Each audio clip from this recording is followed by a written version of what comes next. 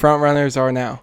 Well, we're going to get East Coast times loaded in here in a minute, but let's take actually a quick look at 450 times where they were about a half hour ago when we got a chance to take a look at these. Alexis Leclerc, last week's winner, on the top of the times where they've... Trouble connecting to the internet. Oh, my Amazon Alexa is having a bit of a freak out. Alexis Leclerc at the top of the timesheets on a 54.5, but that was about a half hour ago. Chapman was pretty close. Kohenauer, Haley, Mitchell. Is Leclerc going to go back-to-back here in Tampa? I mean, it's definitely possible seeing his qualifying time. The thing I'm worried about is I don't see Jeremy Seabolt anywhere on this list, and Jeremy Seabolt is 4 points back from his... Yeah, no, he's down here 20. Way down there. So maybe he just started and picked it up, but maybe he's off the pace a little bit tonight, or maybe he just got a late start. So we'll have to see how he compares to his teammate Russ Chapman, who he's battling in the points with. Now, the obvious storyline as we hit on as we came in tonight is the 250 Supercross East Coast class, I should say, not standings. We'll go to qualifying here. 250 East, Isiah Dickerson coming in. Clearly has a target on his back after having a tremendous series last year, winning the championship. 55.9, only 4/10 faster than Eagland, but I don't know. Is that only 4/10 faster, or is that 4/10 a lot on this type of a track tonight? Yeah, 4/10 is definitely a lot to me. I know you see 6/10 to the third place position between Eagland and Boehmer tonight, but you're looking at 2 seconds between first and 7th place tonight in qualifying. So I feel like you're definitely going to see a lot of separation between the top 5 or 6 tonight during the race. So you're definitely going to watch out for that. And maybe someone who doesn't qualify so strong, maybe William St. Laurent, who we've seen be really strong in racing, maybe he's going to pick it up during the night show. But it's really hard to have any predictions here for the 250 East Coast class. Well, as we take a look at the 250 East, we also have to hint on the 450 standings coming into this. Russ Chapman, 4 points ahead of Seabolt, as you mentioned. Pretty much those two kind of separating themselves at the front. Colton Mitchell missing the main event last week. Jack Haley had a great ride, and he's closing up on Mitchell, but that gap out front is already huge between our top two. Yeah, 25 points from third to first in the series is kind of a lot, but Jack Haley, he's definitely been kind of gaining some momentum here through the series. We have 11 or 12 rounds left throughout the series, so it's going to be really exciting to see if Jack Haley can start putting himself on the top step of the podium. If Jack Haley can kind of bring it back and start to try to challenge, but Russ Chapman and Jeremy Seabolt seem like the front runners for sure. All right, folks. Well, time to go racing here tonight in Tampa. Of course, pretty standard format this week. No Triple Crown events because we're getting the East Coast series underway. Here's a look at the racetrack tonight. In fact, while we have just a quick moment, let me go ahead and try to take you guys around this racetrack. Maybe A-Wood can kind of talk us through as I try to ride us through. Yeah, we'll see if you can keep her on too. Almost watching the front here. That first entry to the first rhythm there is kind of slanted, so it's going to be tricky. Jump. Is that what they're called? I think. I don't know. I call them carrot jumps. Sometimes people call them wedges. Yeah, the wedge. Sorry, with the slanted jump is going to be tricky whether you're inside or outside off the start. So I'm going to be assuming that we're going to go 3-3 into the Supercross triple there, and then we're going to get ready for Heat 1 right here. 250 Heat 1 is going to show us around the track. But I'm super pumped. That long whoop section into the finish line is going to be sketchy. There's going to be some drag racing for transfer spots tonight. For sure. I'm super pumped for the LCQs already just seeing this. Well, pretty standard format for a racetrack, I would say, back in a regular football stadium this week. But the obvious thing that sticks out at this round compared to the rest is the sand. We obviously have a huge sand section right in the middle of the track that is a split rhythm lane, more or less, kind of just double in your way through. And then once you're through that, we also have a sand sweeper after that. And I think that it looks like inside could be the better option to start with, but obviously the sand's going to break down a lot more, and guys may have to find new lines through the rest of the main events. Yeah, I haven't been able to put a lap down on the track yet so far. Thanks, Kellen. You're welcome. But no, I'm really excited to see what it brings. You see coming down that long start straight, we have an inside rut kind of built into that right-hander into the sand section. So if that kind of gets dug in, I feel like that can give some guys some drive through the inside of the sand section. Looks like it's going to be a roll triple on the inside, maybe, depending, kind of roll triple, or outside double. But then you come into that left-hand sweeper into that first rhythm, and the inside-outside could maybe determine whether they use the inside or the outside of that wedge coming into the first rhythm. So I'm really excited to kind of see how this track breaks down. I don't know too much about it, so we're going to have to kind of let it unfold as we get through the racing here. Yeah, well, I think track breakdown is always going to be a talking point. A road has been a huge talking point through the first 6 rounds, basically. Everybody's talked about how the track's breaking down. Last week at San Diego, it didn't seem to get too bad. Everything stayed pretty hard packed. And I'm almost curious, as you were talking about, as we move east, maybe the RF track crew has decided the dirt needs to be a little bit looser, obviously, to kind of mimic these East Coast racetracks. Yeah, I don't have too much insight, so purely speculation, but it would be kind of interesting if they kind of bumped it up a notch and let it affect the track and the racers a little bit more. Maybe more so in the whoops, if they let the whoops break down a little bit more, if we can kind of get a little bit more realism, or even just a little bit of deeper ruts in the corners. But it started off a little bit sketchy with the erode, and then now I'm starting to like it a little bit more as far as what I'm seeing. I feel like they're improving a little bit. I know I've been pretty harsh on it in the past, but that was so sick.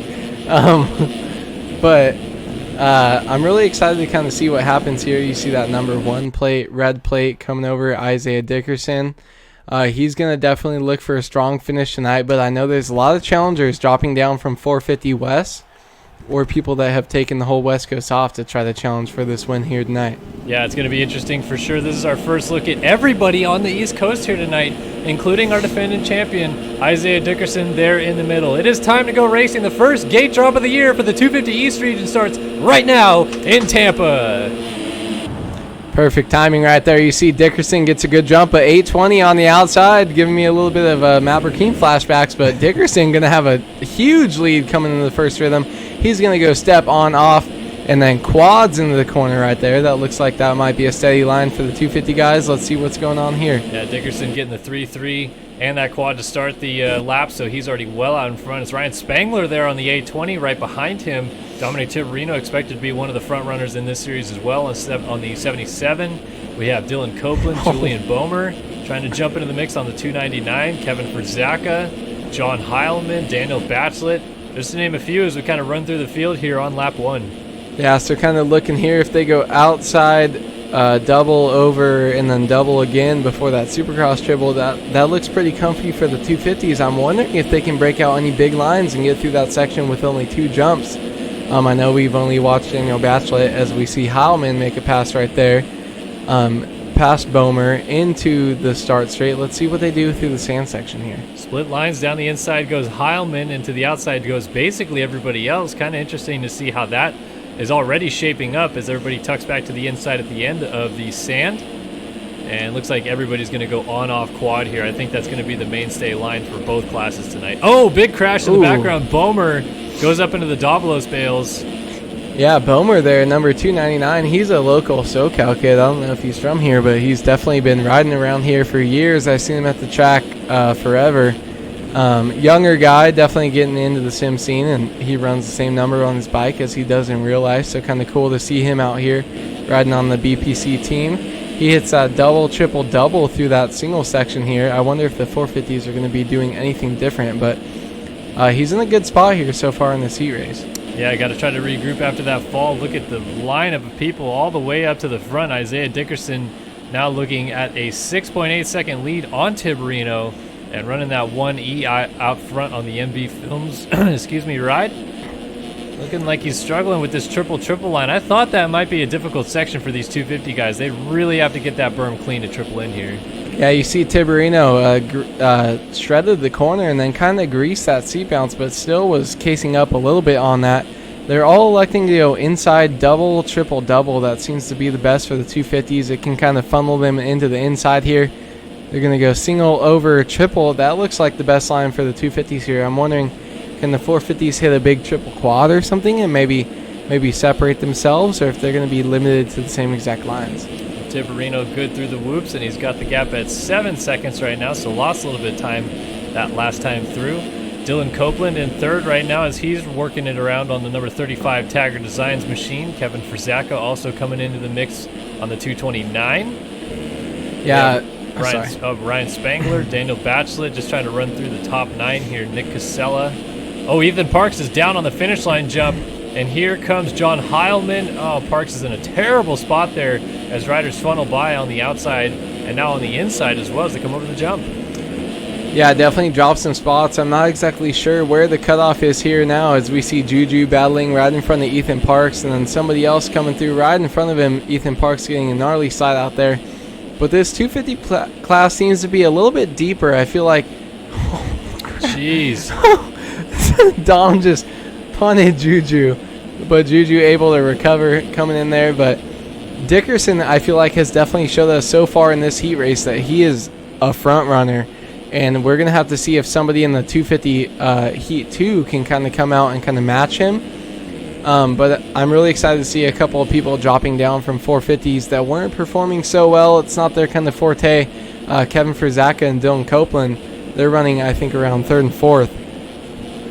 They're both looking pretty good here, and I think they're definitely way more comfortable on the 250 here in Supercross. Yeah, Frizaka up near the front. Copeland is as well. And Dickerson way out in the lead right now. So, yeah, 2-3. And he's going over table triple into the Supercross triple, so that's the inside option if he goes that 2-3 to the inside before, as you mentioned. And then clean drive through the whoops here for Dickerson. So smooth. Oh, a little kick at the end.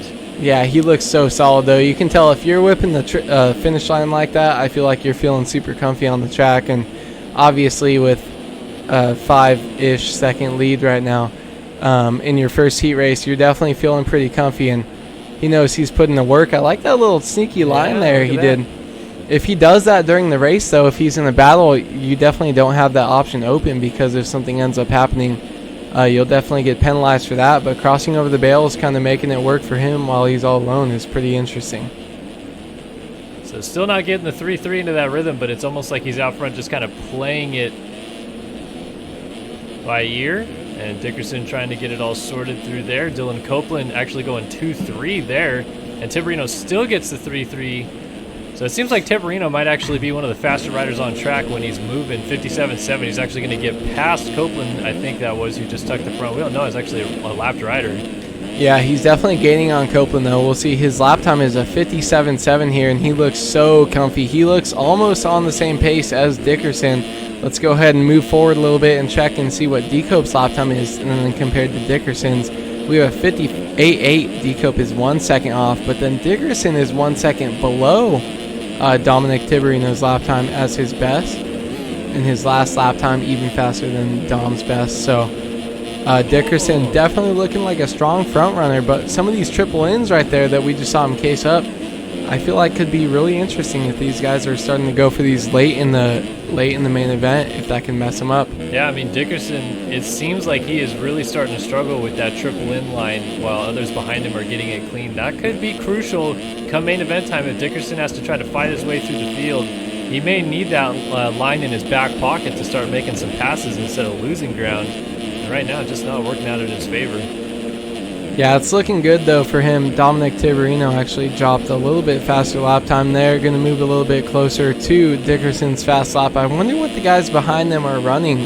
This is our first time we've seen 250 East here on the track. One Flatpoint 5, we got a 109.3. It's actually 58.5 for Frizaka, his best, a 59.9. A 1 Flatpoint 2 out of Spangler. A 101 flat for Heilmann. Back to our final transfer spot, it's a 59.6. Right now, Owen Hillman, as a white flag is coming out for these guys. Yeah, Hillman is pretty interesting because I feel like he should be a little bit further up. Maybe he got a really bad start, or he's just kind of figuring out this whole racing thing here on the 250 East since they've had such a long break. He's going to move up into 8th here, but he's got about the 3rd fastest lap in the top 8. So we'll see if he can make some moves or get a better start in the main event and kind of put himself in a better position to battle. Yeah, guys, I see that you guys are seeing the problems with the frame rate. I'm going to fix it after the heat.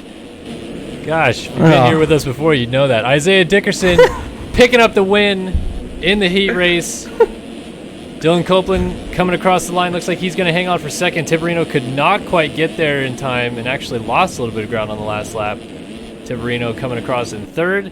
We have Daniel Bachelet coming to line here in fourth with Nick Casella and Kevin Frazaka. Frazaka might have a line down the inside. Yeah, he does. And Casella was impressing me when we were running through I think Bachelet just went lap down. time charts.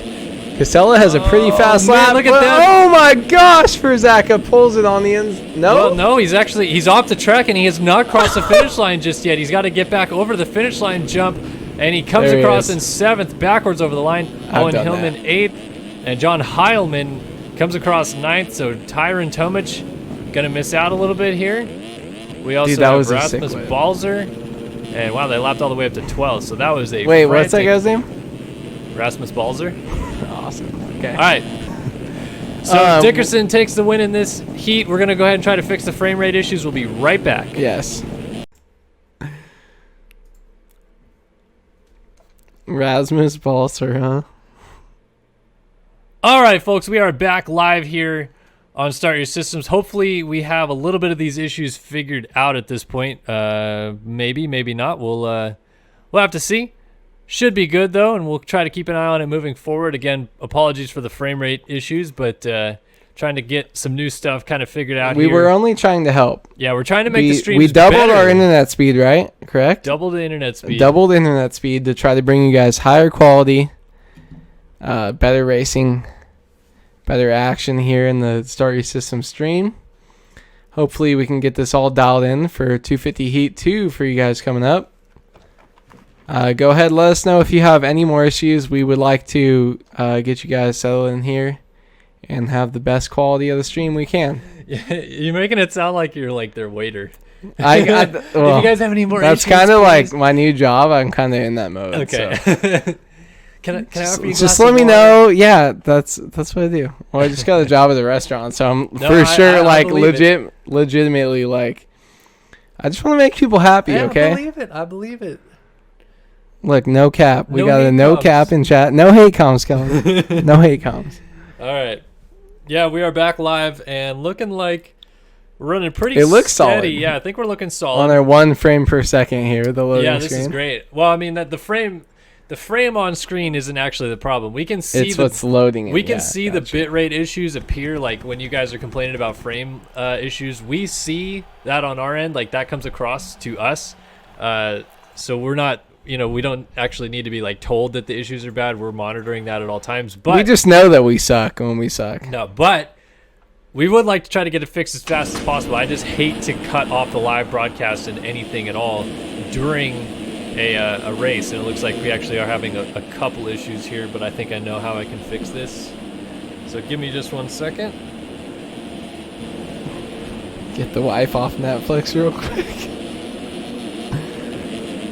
Shaq, DM me or text me. I'll let you know the answers. It's not Hooters, but that would be pretty cool. All right, 250 Heat number 2 coming up. It is Hollenbeck, St. Laurent, Leitzel, Hockey, Jackson Lindsay, Hunt, Christian Reed, Chase Donovan, Luke Magneti, Jake Thomas, JT Money, Trevor Burns, JT Money, Lewis Williams, Connor Wells, Colby Eagland, Neil Fitzpatrick, Frank Jackson, Sean Smith, and myself in warm-up as we're getting set to go here for 250 East Heat number 2. These guys already getting started. Who you got, Wood? Anybody? St.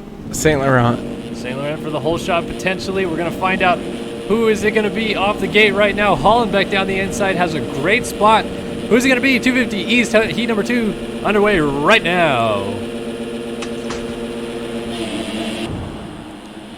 Hollenbeck gets a good jump there out of the gate. We'll see number 24, but from the outside. That was like a sweep-in contact move. Jake Thomas gonna get across the line first. Let's see if he holds it here into the second corner as Leitzel trying to get there. Leitzel down the inside, takes over the race lead. And now Thomas and Burns going side by side into the next section. Oh, Thomas down, lands on the back of Burns, and the whole field goes by. Just when he thought he had a good start and was in a good spot there, it's all out the window. Yeah, Leitzel makes his way up into the leading spot, and then we'll see who he's got kind of chasing behind him. We have Trevor Burns Coming up in the P2 spot, William St. Laurent coming in P3, but having some mistakes. Oh, he's short. Oh, but he rides it out. Jackson Lindsay goes by down the inside on the 235 swapmotolive.com ride. And over the line, he goes into 3rd. St. Laurent drops back to 4th, and Chase Donovan right there in 5th. Yeah, so it's kind of interesting. I feel like we have some heavy hitters a little bit behind Chase Donovan. Colby Eaglin right here. Garrett Hollenbeck, strong contender here as well.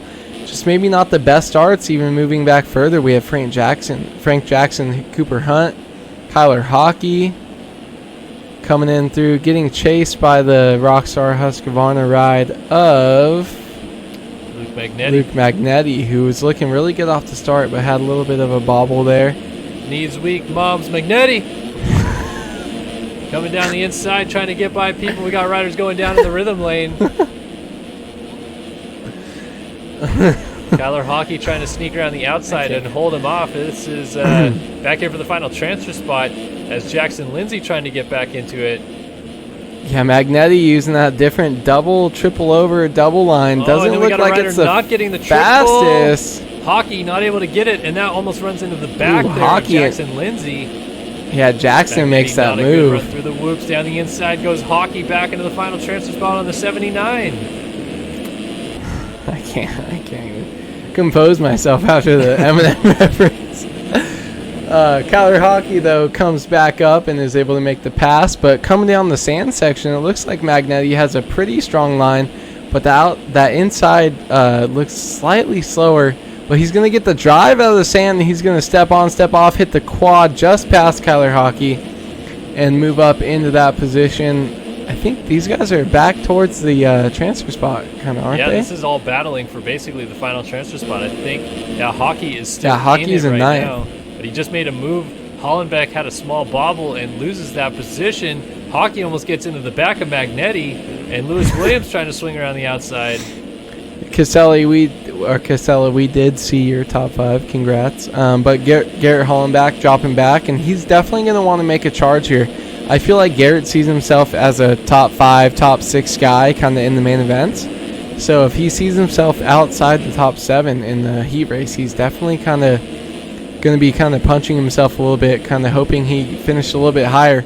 So he wants to move up, get that better gate pick into the main, but Magneti right now in Hockey looking pretty strong up here right in front of him. Well, they got a crazy battle going back and forth. Hockey cut back underneath and then shut the door hard on Magneti, and Magneti trying to come back and get into the mix here with him. Let's see who gets the triple in. Nobody actually goes for the triple in. Magneti goes for the triple single into the face of the triple here. They're going to go bar to bar, and Magneti looks like he's going to get that spot back. How about that? Luke Magneti on the 107. Mixing it up here in Tampa. Yeah, Hockey does it as well, but kind of when you're so close to the rear end of some guys, it's kind of hard to kind of nail those rhythms and kind of stay away from them. Oh, look at this. Hollenbeck trying to go inside of both of them. Gets cut off. Hockey cuts underneath. They're going to go almost 3 wide into the whoops. And Magneti goes down.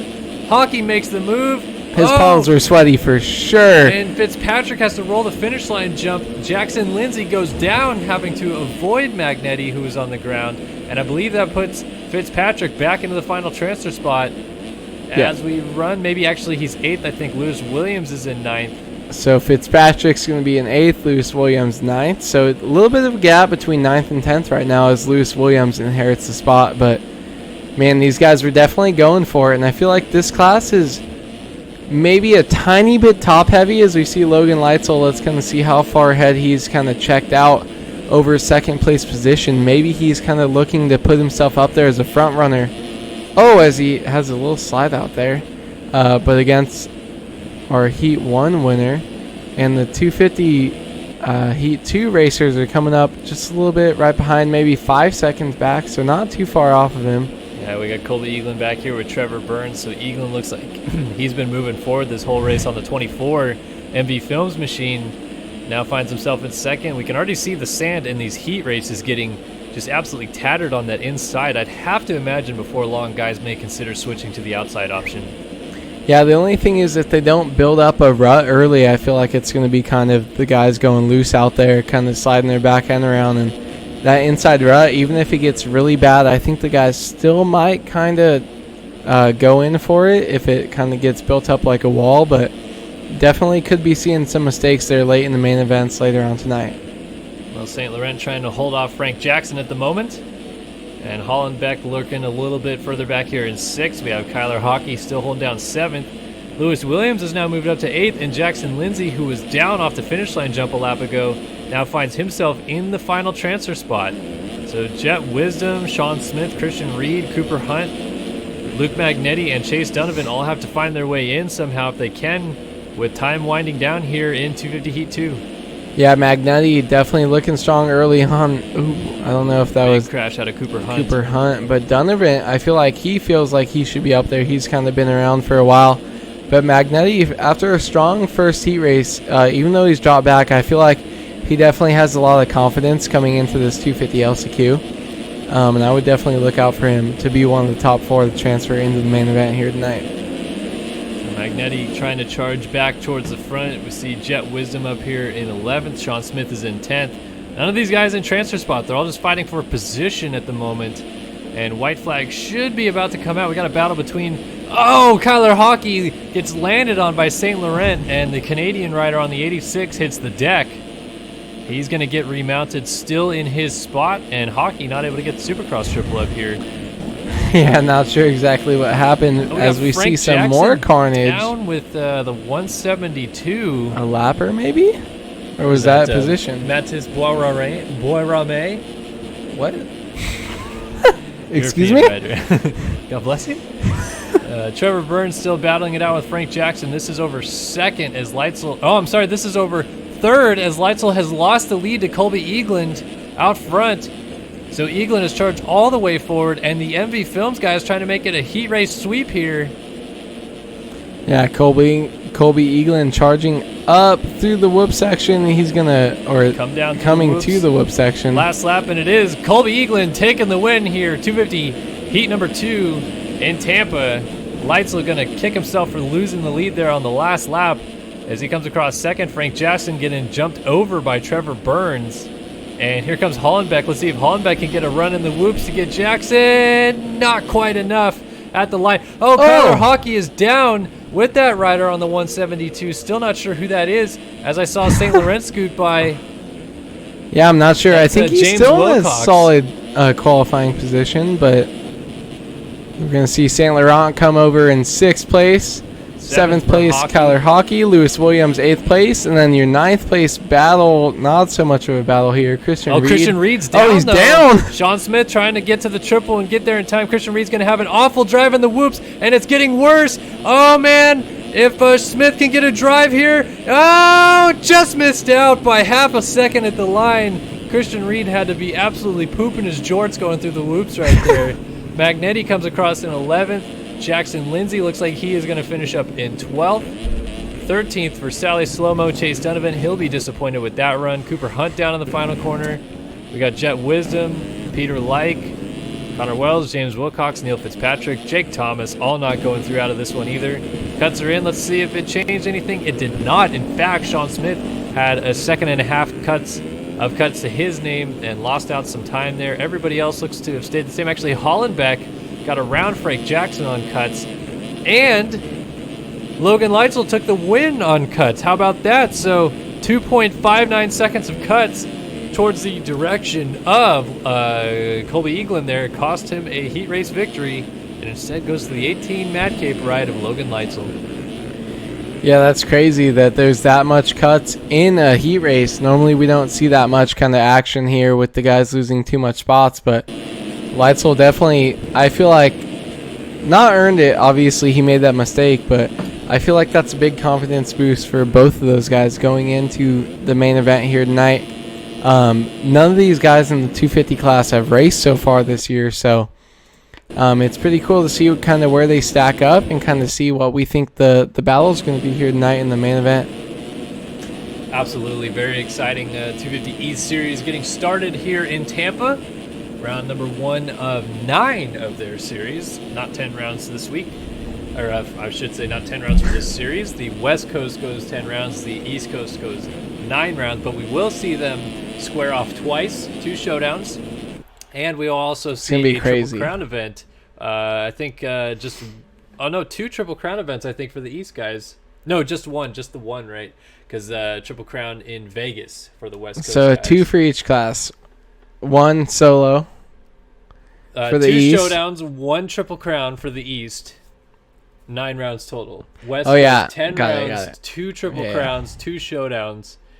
I mean, if you look at it that way, it seems like the West Coast is harder to win, right? Yeah, well, the thing is, West Coast, what I've been thinking for real life, too, is West Coast gets one more race for their GNC, so that's kind of... Well, and, there literally is no rules for a 10-round series in terms of pointing out of a series either. So, just Yeah, I mean... never change, AMA. Let's thank the Never AMA. change. I was going to say, we can't even thank RF on this one because it's just the AMA being such a crap shoot that there's no... It's uneven, it's whatever. It's a you crap can't shoot, try to yeah. make sense of it. No.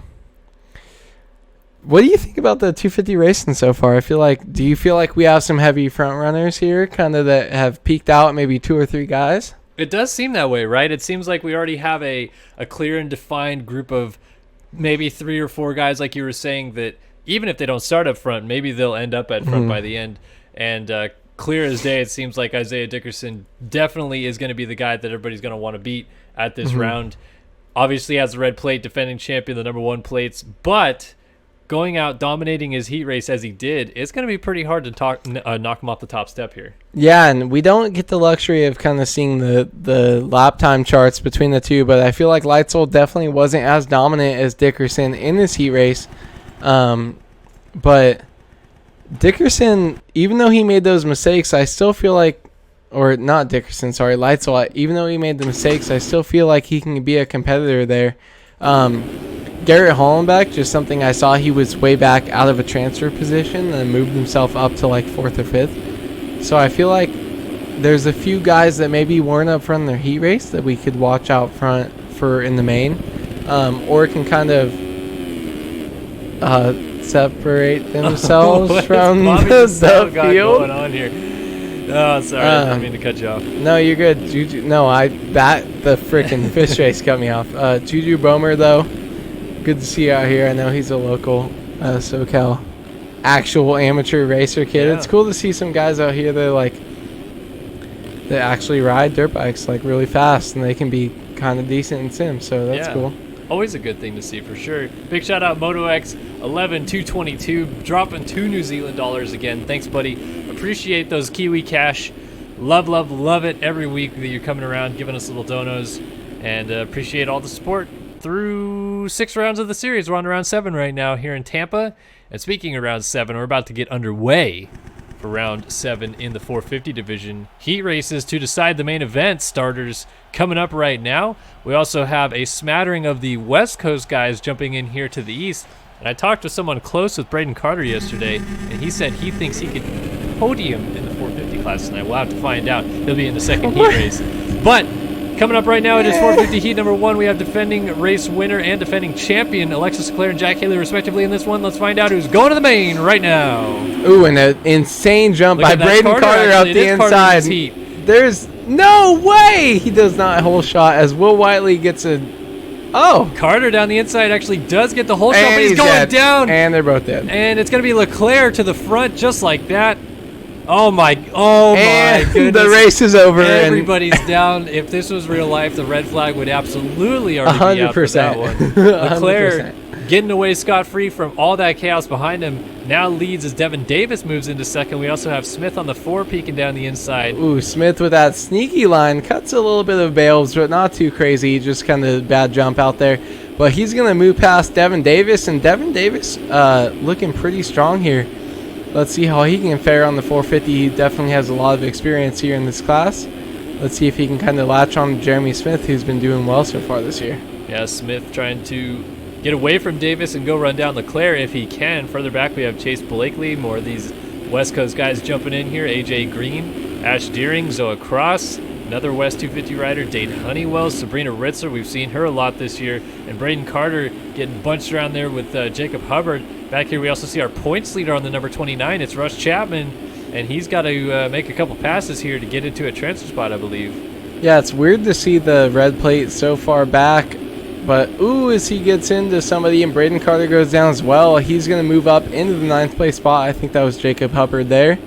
So Russ Chapman, though, definitely not having a breath of fresh air. He's going to go inside, triple single to the outside. Let's see what he does here. He's going to go triple on, off. Double kicks. He's going over the triple face and then down the inside.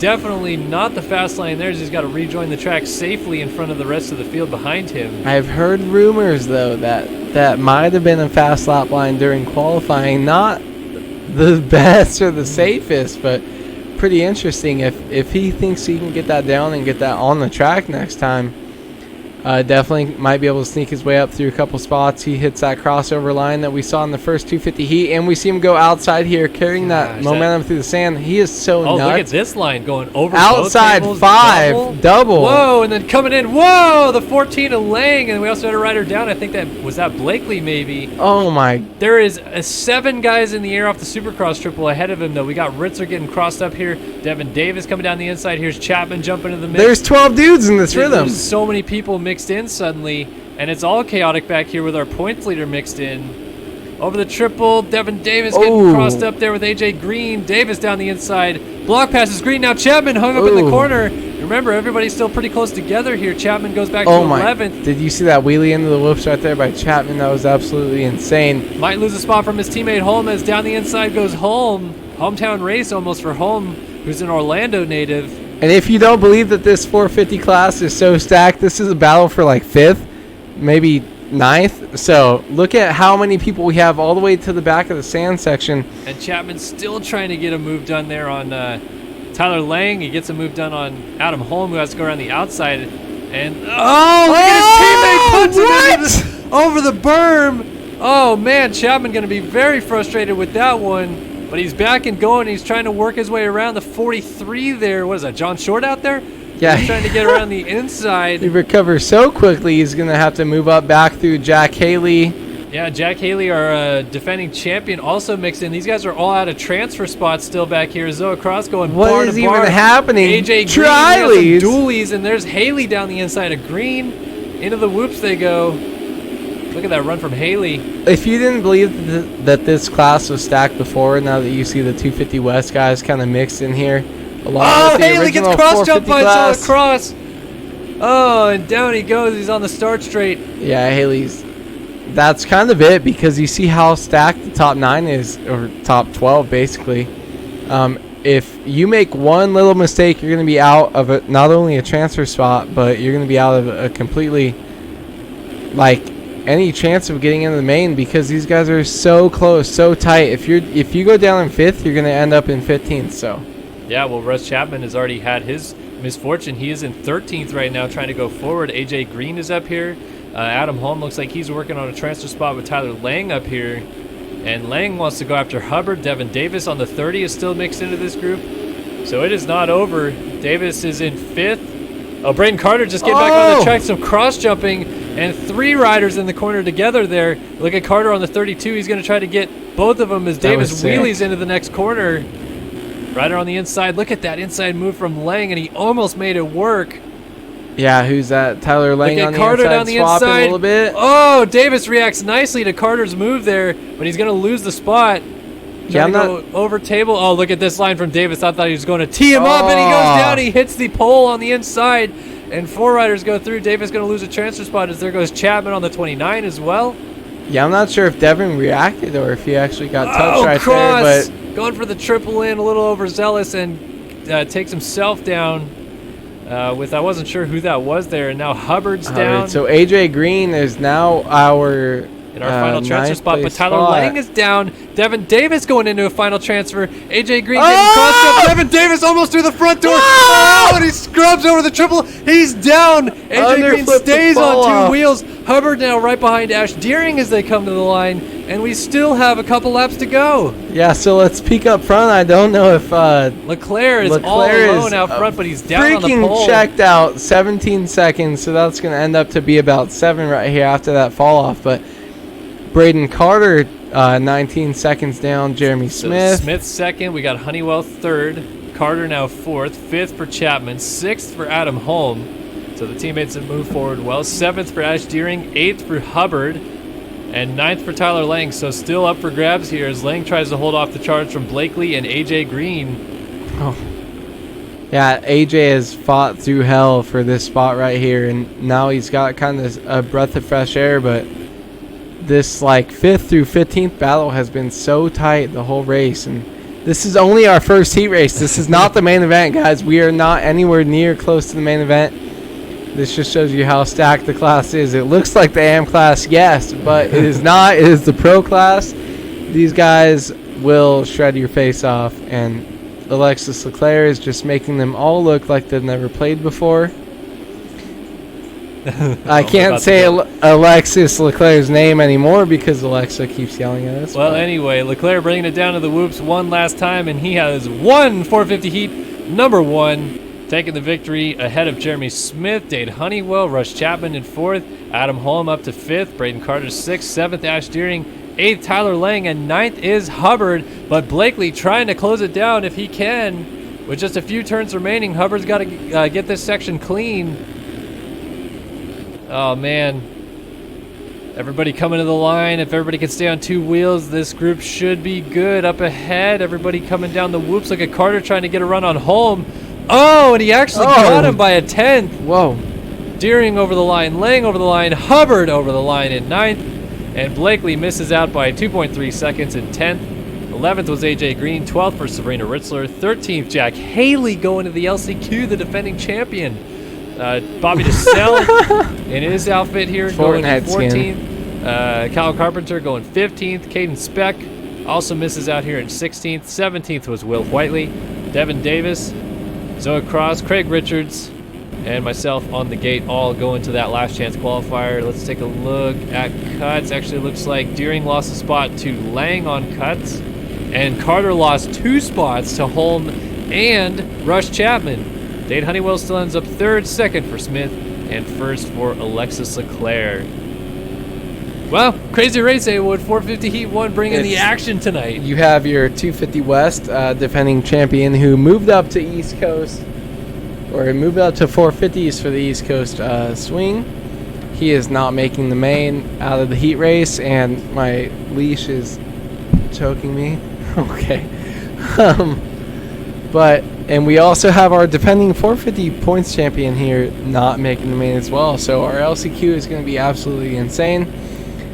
That was kind of sick, but probably more insane than we've seen so far. So I'm kind of super excited.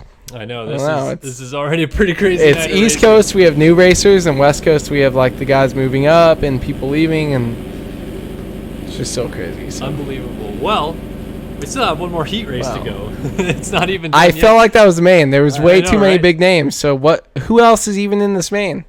This could be the most boring or the most crazy thing that we've seen in like a while. We still have to see Seabolt. Seabolt is coming to the line right now, our second man in points. Who else could we have missed? Gebhardt. We haven't seen Gebhardt. Seabolt, Gebhardt, Mitchell.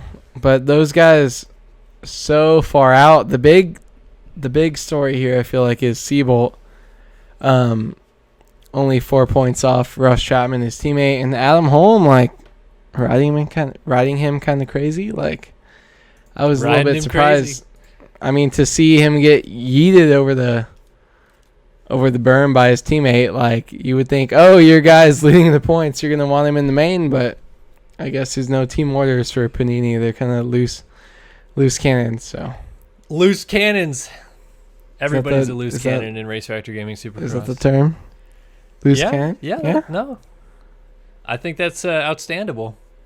I'm kidding. It's a normal phrase. It's a normal phrase.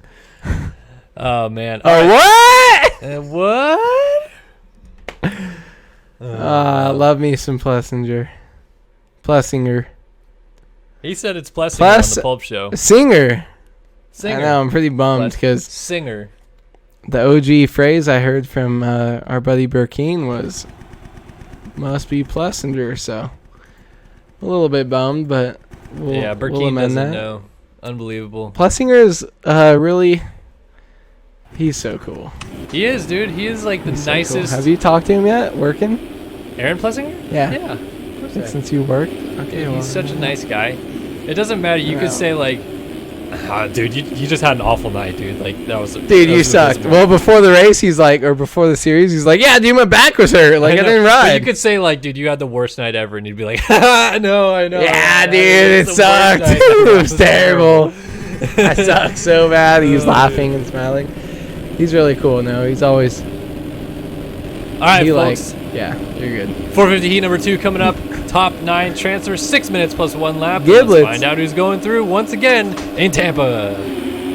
Ooh, jump by 34, but we've seen the starts come from the inside to the outside. You got Siebel with a great jump next there, or right there next to the doghouse. He's going to come through for the whole shot, going to step on, step off quad, and get himself in case the quad. I was like, no way does he have enough speed for that. So it's going to give Bryce Whelan the early lead, and Siebel's got a boatload of work to do in this one suddenly. Out of nowhere. Walter Gebhardt moving up into second. Jeremy Shipley right here in third. But who's that trying to get? Oh, it's Craig Leake on the 11. We have Jeremy Cohenauer in the mix, Benny Landry. Everybody was just absolutely rolling through the corner right there. Ohlert with Kevin Gonzalez. Oh, corner over the triple. Oh, we got a stack up. Leake was down 27 of Wilcox and the 6 of Mitchell, trying to split the 33 of Gonzalez over the line. Yeah, it's kind of interesting to see some of these guys like Gonzalez come out. They haven't been showing their best form in the 250 class, but they're kind of up here battling in the 450 class. He gets put a little bit high by Colton Mitchell there, but definitely holding strong here early in the first or the second 450 main event here, trying to get himself into a transfer spot. And getting a little sketchy. What? Whoa! Oh, I thought, who's that? Reed? No. 25. Mitchell. Marvin Mooscan over here. Whoa! Someone yard sailing over the I feel like we should just watch the quad, like have an open camera on the quad landing on opening laps, because that's nuts. But these guys, a lot of 250 guys coming up here. Bryce Whelan absolutely crushing those whoops right there, as he's got a strong early lead, followed closely by, I don't know, Walter Giblets. Giblets. Gebhardt's coming in hot. He doesn't. Yeah, he's coming in way hot. I feel like Walter is going to make a pass before this lap is over. He's hitting that crossover line, getting himself set up for that inside section on the sand. Let's see what he does here if he gets that step on, step off quad a little bit cleaner. It's more about this triple line. Cutting down, hits that triple. He's definitely going to make the move before the whoop section, I would say, if he can stay close. Let's see, he goes triple, single here. Where's Whelan going to go? Oh, Whelan, little short there. Coughs up the lead. Gebhardt to the front on the 5. I like that. So they're still able to hit that single inside the over triple before the super triple right here. So the 450 guys definitely look like they have some kind of dialed lines here, but they're a little bit tricky hitting that triple single into that rhythm section. So we're going to have to keep an eye on that. But Whelan not too far off the rear end. Yeah, Gebhardt was a little out of shape in the whoops, and it nearly cost him the lead again as Whelan closed back up.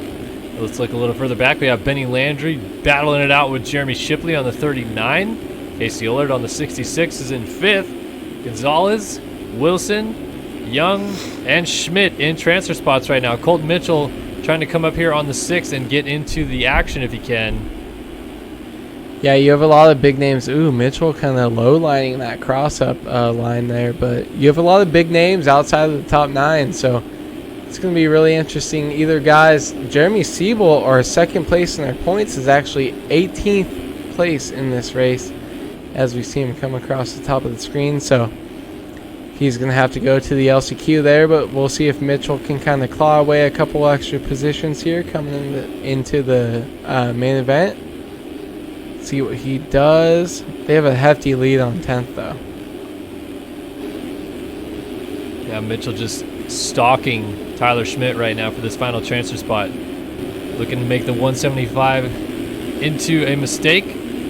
Oh, man, and Schmidt, former 250 East Series champion back in 2016. Whole shot master. Whole shot master, indeed. If he can make it into this main event, that's going to be my pick if Alex Efforts is around, and he's going to ask that question again.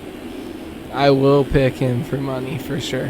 He's been pretty good this year, but we see Colton Mitchell coming up. He's going to go outside. He's going to cut under here. Still probably hit that triple in. No, he's triple single into the triple face. Yeah. Actually wasn't that much slower going to that inside route and being able to kind of cut down in the berm a little bit better. Now we'll see what happens here. He's going to go triple. Let's see if Colton Mitchell can get this single to the inside. Not going to make the pass yet. He's going to go over, and he's definitely making the pass here as he's going to triple past him. Schmidt unable to do the triple into the Supercross triple, and Mitchell makes the move into the final transfer spot. Let's peek back up ahead of him a little bit. It's Reed Young in 8th and Robert Wilson ahead of him. Kevin Gonzalez, Casey Ullert, so we got a little bit of a freight train rolling right now. Jeremy Shipley has been hounding Benny Landry most of this race, but not able to do much with him just yet. And Gebhardt still trying to close it down on Bryce Whelan, the BPC rider on the number 34, has looked smooth as butter out front. And just as I say that, he cases the triple in. I mean, commentators curse here, but Bryce Whelan has definitely looked stronger than he has all year, whatever class he's racing. But look at him up here, just strong and steady, and he's got about a 2-second lead over his next spot. And when you're kind of leading somebody who's won a title before, it's not very easy to kind of stay out front. But he's kind of handling it like he's been here before, so Bryce Whelan might be able to take this thing all the way to the checker flag, even though he has Walter Gebhardt right there behind him. It's interesting to see these guys hopping over back and forth in the sand, and curious to see if anybody gets cross-jumped and taken down, what the protesters are going to be like this week, as Gebhardt really starting to close that gap down on our race leader, Whelan. Not much in it now out front. Yeah, Gebhardt just crushed. Oh, and Whelan jumps off the track. That pixie stick almost. Almost jumped off the track himself. Now he has to hop back in front of Whelan, and they're both making a boatload of mistakes. Into the Supercross triple. White flag is going to come out this time by. Let's see if Whelan has a move. Oh, he's just going to tuck in behind him, try to get a run in the whoops. Gebhardt has been a little out of shape in the whoops, and Whelan has been straight as an arrow. Yeah, but look how close these guys are. I feel like Gebhardt has been slightly quicker throughout the heat race so far. So I don't know if Gebhardt's or if Whelan is going to be able to make the pass. I have no idea what line Whelan's doing back and there, Gebhardt blows it. Goes over the sand berm, and down he goes. That's going to give Whelan back the lead. Let's go back and see Landry, Ullert, Shipley in the top 5. Mitchell's up to 6th. He's pretty safe. Shipley just went down. He's going back to 7th. 8th for Kohnauer, 9th for Schmidt. Roy Mitchell lurking here in 10th. Robert Wilson and Jeremy Seabolt. Seabolt's got to get a couple spots to make it in. Yeah, Seabolt started, he was in the 18th place earlier when we last checked on him. So to be that close to a transfer spot is pretty interesting here. Look at these guys scrubbing rhythm sections. We got Jeremy Kohnauer trying to hold off Tyler Schmidt for the Tyler final Schmidt transfer. right there. Whelan takes the win out front. Gosh, they were so close to this group. How many people lapped in this heat race at all? Roy Mitchell now going to have his chance to go after Kohnauer as they come down into the final couple turns and see if anybody's going to make a mistake in the whoops, or is it going to be smooth sailing. Mitchell's over the line. Oh, someone's down now. Who's down? It's Benny Landry was down, and Schmidt just misses out by a second. Seabolt going to end up 11th, 12th for Robert Wilson, 13th. Roy Mitchell actually looked like he had a sender line and ended up going off the track there. So he's going to have to rejoin. He's just going to take the long way home here. Craig Leake comes across 15th. 16th, Roy Mitchell. 17th was James Ohashi, or 18th, I should say. And cuts are in. Let's take a look if anything changed in our top. Well, it looks like Shipley got around Reed Young on cuts. But that was it. The top 9 stayed the same otherwise. So it's going to be Whelan, Gebhardt, Ullert, Gonzalez, Mitchell, Young, Shipley, Kohnauer, Landry to the main event. Schmidt, Seabolt, Wilson, Mills, Pilsner, Leake, Wilcox, Mitchell, Ohashi, and Heather, and Dalton Plessinger to the LCQ. For me, the bigger story is going to be the guys who did not make it. Not so much, we've seen the 450 class so far this year, but not so much who did make it and who got first and who got fifth. It's the amount of really big names that did not make the main event straight out of the heat race. We have Jeremy Seabolt, who did not get a transfer spot. But all these guys that kind of feel like they belong there. There's some kind of guys that are like long shots out of 250 West. Daniel Mills kind of hoping they would get in there.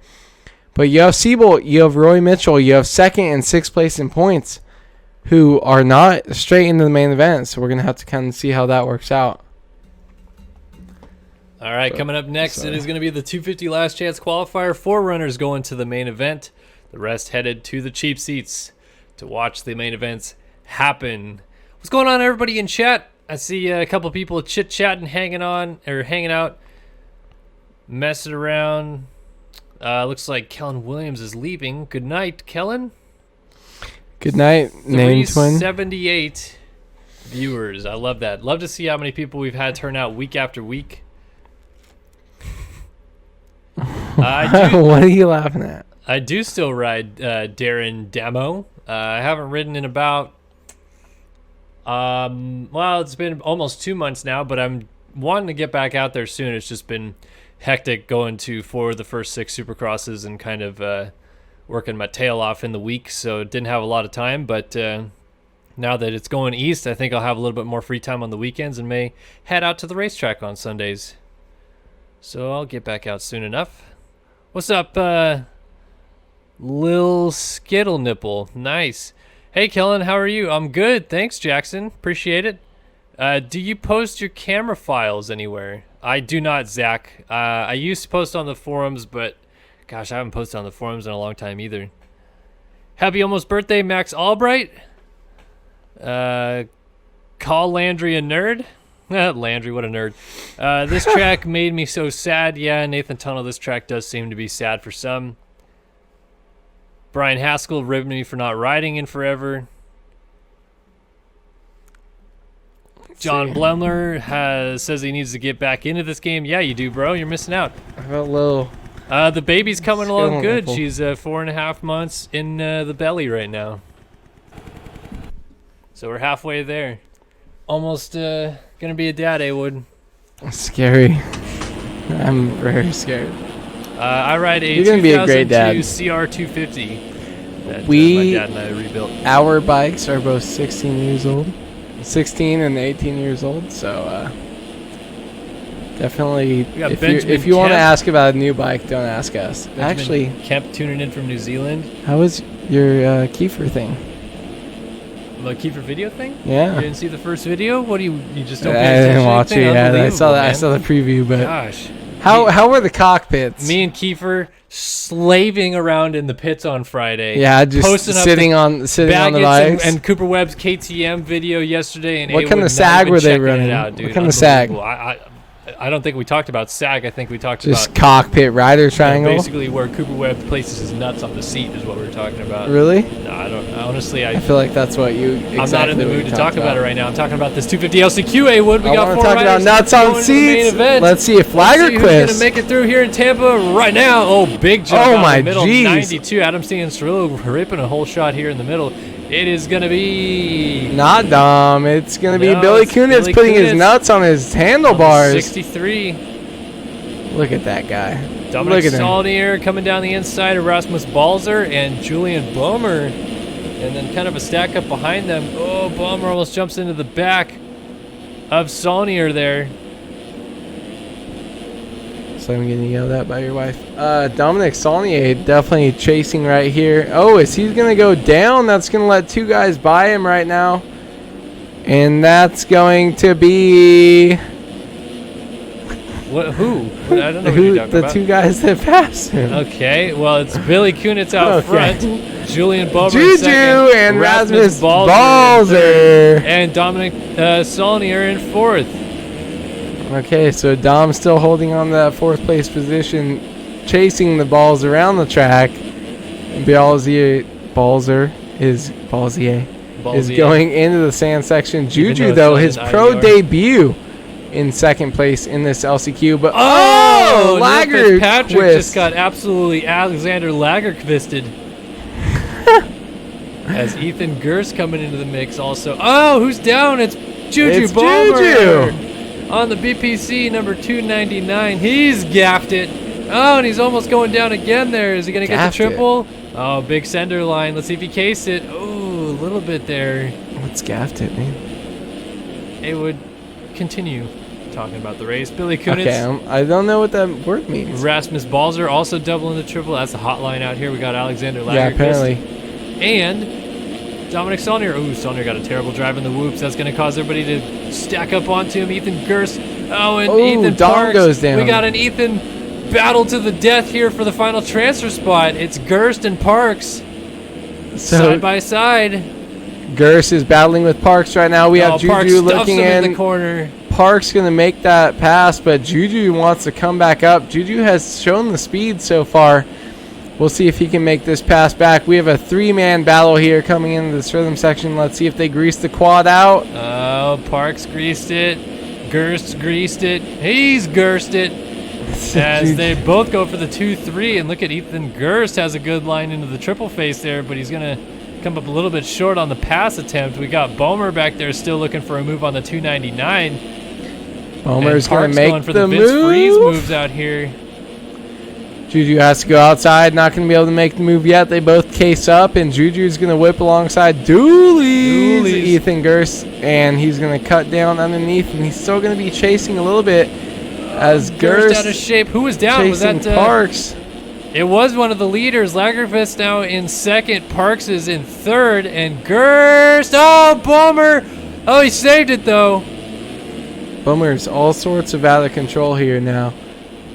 And who do we have coming up behind him? That's going to be Connor Wells trying to make a charge to the front here. Rasmus Balzer back here with Neil Fitzpatrick on the 91. Oh, Lagerquist was down in the sand. Oh, what a bummer for the 411 ride, who was in a good spot for transfer. Oh, but more riders are down. Oh, Julian Boehmer and Lagerquist going down. And now, and Boehmer with the double fall off. Oh, man. What an absolute disaster. That's going to completely shake up our top four here. We're going to have to see where these guys settle. Oh, we got some more guys holding hands in the corners up here as they're both trying to get going. All right, where is it at right now? We got Kunitz leading. Parks is now in second. We got Gerst in third and Jet Wisdom in fourth right now. So Jet Wisdom holding down the number 4 spot. He's going to come around with a pretty healthy lead. Yeah, I don't know what happened there with that camera, but look at Jet Wisdom has about a 2-second lead on the 5th place position. Connor Wells has been smooth and steady so far this race, but has not shown too much crazy speed here. But we'll kind of see if he can make a late race charge here in this LCQ. He wants that 4th place qualifying position so bad. He quads in the corner there. Looks like he's gaining just a little bit there on 4th place. Goes for the 2-3. One option into the triple. Jet Wisdom still up here. We also have Gerst lurking back up onto Parks and Kunitz in the lead. So it's this battle for the final transfer spot. That's the one to watch. Look at Wisdom with the little cheeky line off the side. Oh, Wells had a drive, but he has to check up. Is he still going to get the Supercross triple? Yes, he does. 2 laps to go this time by for these guys. So Wells still about 1 second off of our 4th place qualifying position into the main event. Wells trying to push it. You see him making a little tiny mistake coming into the corner. Rasmus Balzer, though, sees them both in his sights. Definitely has not given up so far yet tonight. And they're going to keep charging for this last lap and hope for a mistake. Yeah, Balzer trying to sneak up onto Wells. Wisdom up here as well. Ooh, Gerst. Man, Battle of the Ethan's still going hot and heavy. This final transfer spot, though, is anybody's race. Wisdom doesn't get the line he wants. Wells doesn't either. We got a triple. Rasmus Balzer on the 377. We got Christoph Porcel going around on the outside. He's going to make the move. He's going to have to go double off track, double single into the inside, but still not going to lose too much time. Moves up in that 4th place. Triple over. Oh, he lands on him! And they're both down. They're both off the bike. Final transfer spot up for grabs. Here comes Fitzpatrick out of nowhere. Merry Christmas as Connor Wells comes in. Oh, he's down off the triple. Huge. Could not find 5th gear there at all. Neil Fitzpatrick. White flag waving. Comes across for the white flag waving. Neil Fitzpatrick is in the final transfer spot. We have Wisdom, Donovan, and Balzer trying to close up if they can. Wow, so Balzer here still outside looking in here. We have Jet Wisdom in 5th, Chase Donovan 6th, and Balzer in 7th. All of these guys looking from the outside in. Billy Kunitz, so absolutely shredding. Yeah, bringing it down here to the checkered flag. And Kunitz going to the main here in Tampa with a dominant LCQ win. Ethan Parks and Ethan Gerst Looks like they're both in. Neil Fitzpatrick just has to keep it froggy fresh through these last couple lanes, and he should be good. We have Balzer lurking back there, but Fitzpatrick should be clean. Oh, little case right there. Yeah, I wouldn't be surprised to see Kunitz up there in the top 10, maybe battling for top 5s after such a dominating LCQ win. And Fitzpatrick goes through to the main out of 4th, and Balzer missing out of the LCQ. Wells, Donovan, Wisdom, Jonathan Alexander not going through. We got Tyron Tomic back here also missing out. James Wilcox going to go bar to bar with Julian Boehmer. He's going to be disappointed with that ride. He was in a transfer spot, was Boehmer, and ended up crashing his way back here, so he's going to have to regroup and come after it next week. We got Sean Smith, DNQ, and also DNF, Peter Like, Dominic Saunier, Luke Magneti, Mom's Magneti, not going to the main event. Seth Garrett, Lagerquist, Jake Thomas, Jackson Lindsay, Austin Eklund, and myself not going to the main event. We got Fitzpatrick, Parks, Gerst, and Kunitz going instead. Yeah, pretty solid rides by those guys coming into the top 4 for the main event, but the end of the top 4 looked a little bit sketchy. Maybe we'll see some guys kind of mix their way in there throughout the series as this is only the opening round. But 450 LCQ is very exciting, and I can't wait to get started for that one. All right, Haywood will be right back. And coming up next is going to be the 450 Last Chance Qualifier. Checking out chat again. I did notice someone asked me, when is my wife due? She's due June 24th. Let's see, who's hanging out? What's going on in chat tonight? We got some people saying Carnage, talking about Brock Tickle. Look at this Tickle back.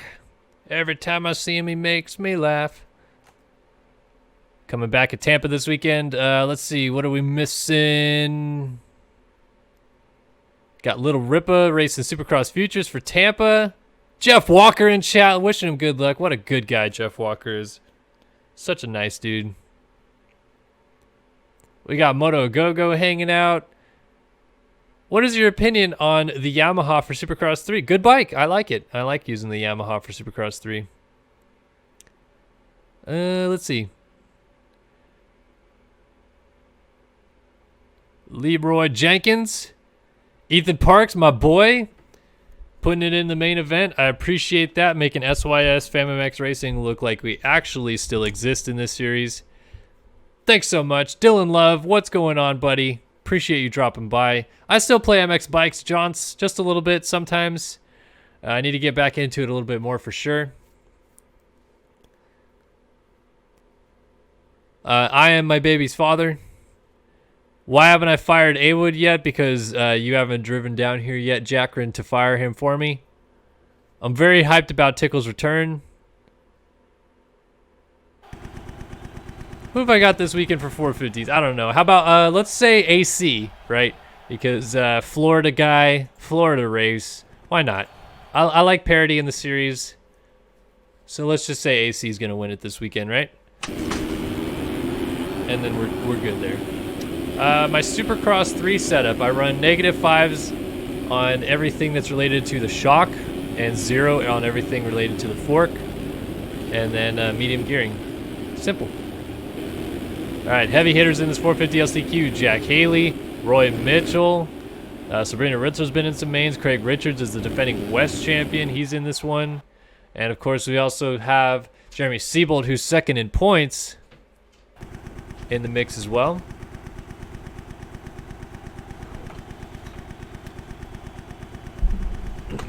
Apollo, I have no bearing over anything that goes on with RF. In fact, I'm usually told to do things that I don't want to do sometimes for RF, so unfortunately I can't do that. All right, time to go racing 450 LCQ. We are set to go racing here in Tampa. 4 to go to the main. Let's see who they are. Haley with a pretty good jump.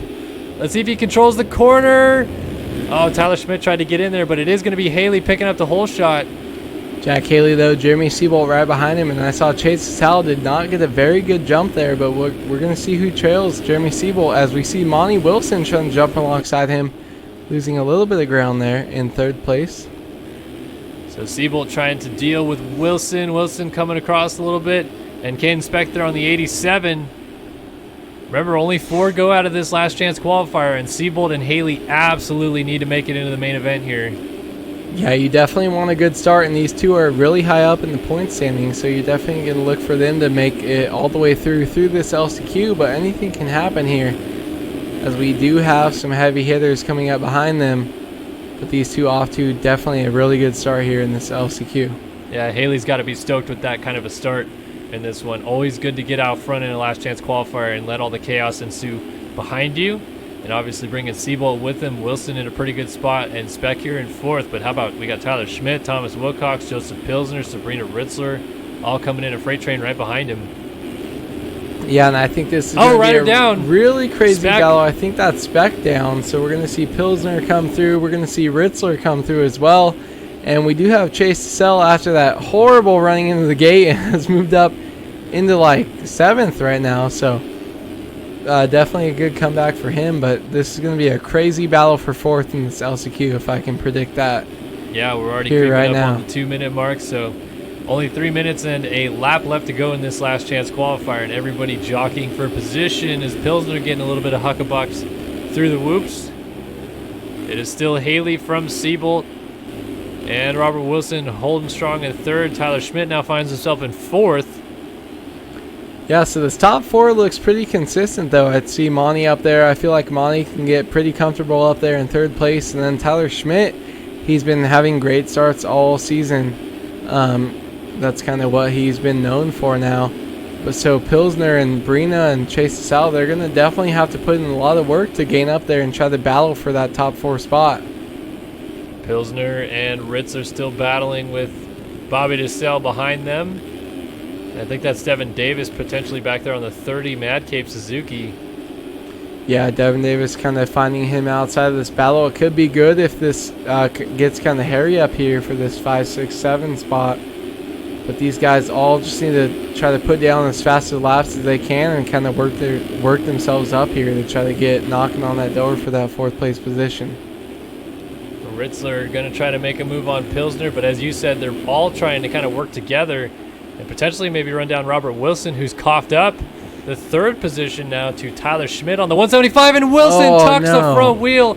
Pilsner going to go into the final transfer spot. It's a drag race between Ritzler and DeSalle behind. Oh, they both get together. They're both down. Devin Davis scoots by into 5th, and there goes the 96 of Fred Heather into 6th spot, with Robert Wilson now getting up in 7th. Oh man, I don't think DeSalle's going to be happy about that one with Ritzler. No, I can't really tell who cross jumped who, though. I feel like DeSalle kind of got out of shape a little bit there. But man, these guys still aren't too far off. As you've seen, anything can happen. And I feel like they're still just looking forward to charging up. But Devin Davis definitely moved himself into a better spot, moving up there. Up into a closer position, having to chase down Pilsner. But Pilsner, so now in the 4th place position, Devin Davis only about half a section back. Going to try to knock down some lap times here and gain up on the rear end of Joseph Pilsner. Davis definitely wants to get to Pilsner. Oh, sliding out though. Only going to be able to double in here. Yeah, can't make too many mistakes back there. You see someone else go into the Davalos bail, so Devin Davis kind of just having to ride his own race, hit his marks, kind of put his laps together. Same with Chase Sell. If they want an option to get into this main event. Devin getting a little bit sketchy here, though. DeSalle starting to close in here on the 341 as Davis is making some mistakes. Yeah, I see Roy Mitchell coming across the top of the screen right there in 16th place.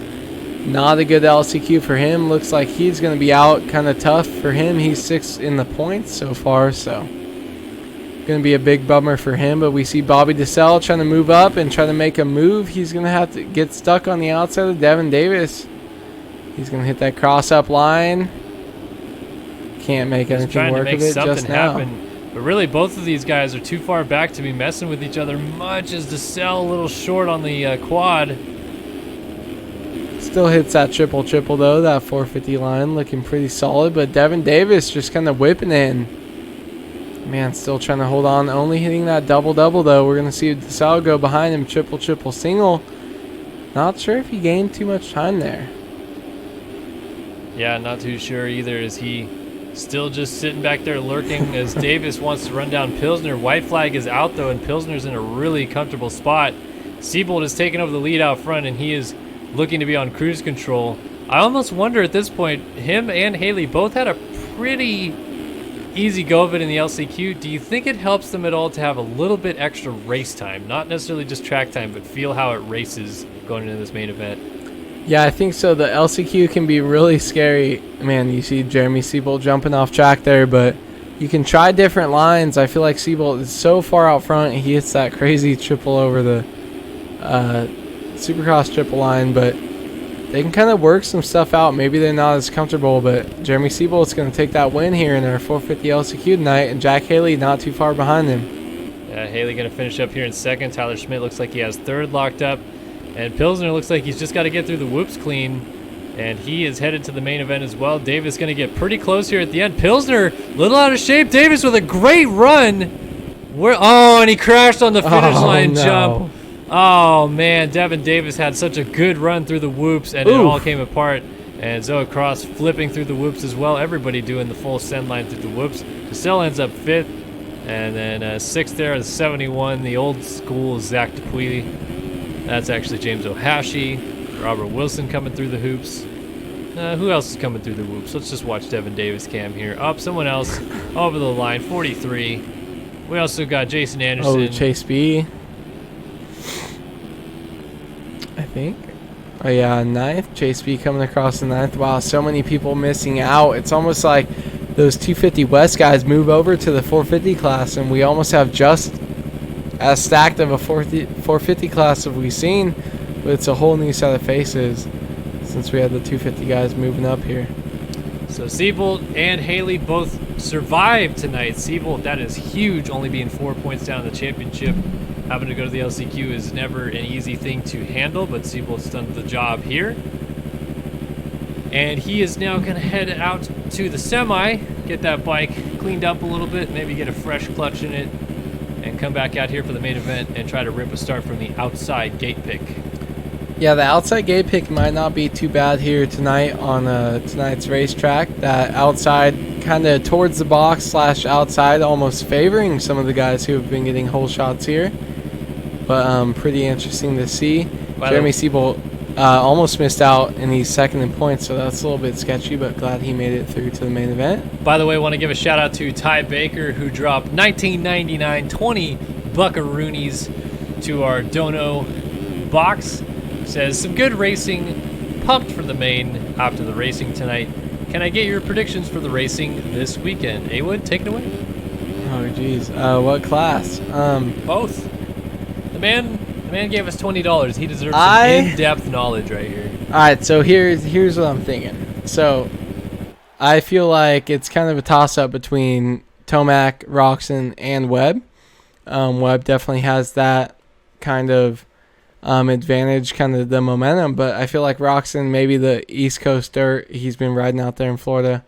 I mean, I guess they all have, except for Tomac, but I mean, I'm hoping Roxon can kind of pull back away, but looking further back in the 450 class, I think Tickle, I'm pretty pumped for his comeback. I think Tickle is going to be 8 to 13 guy.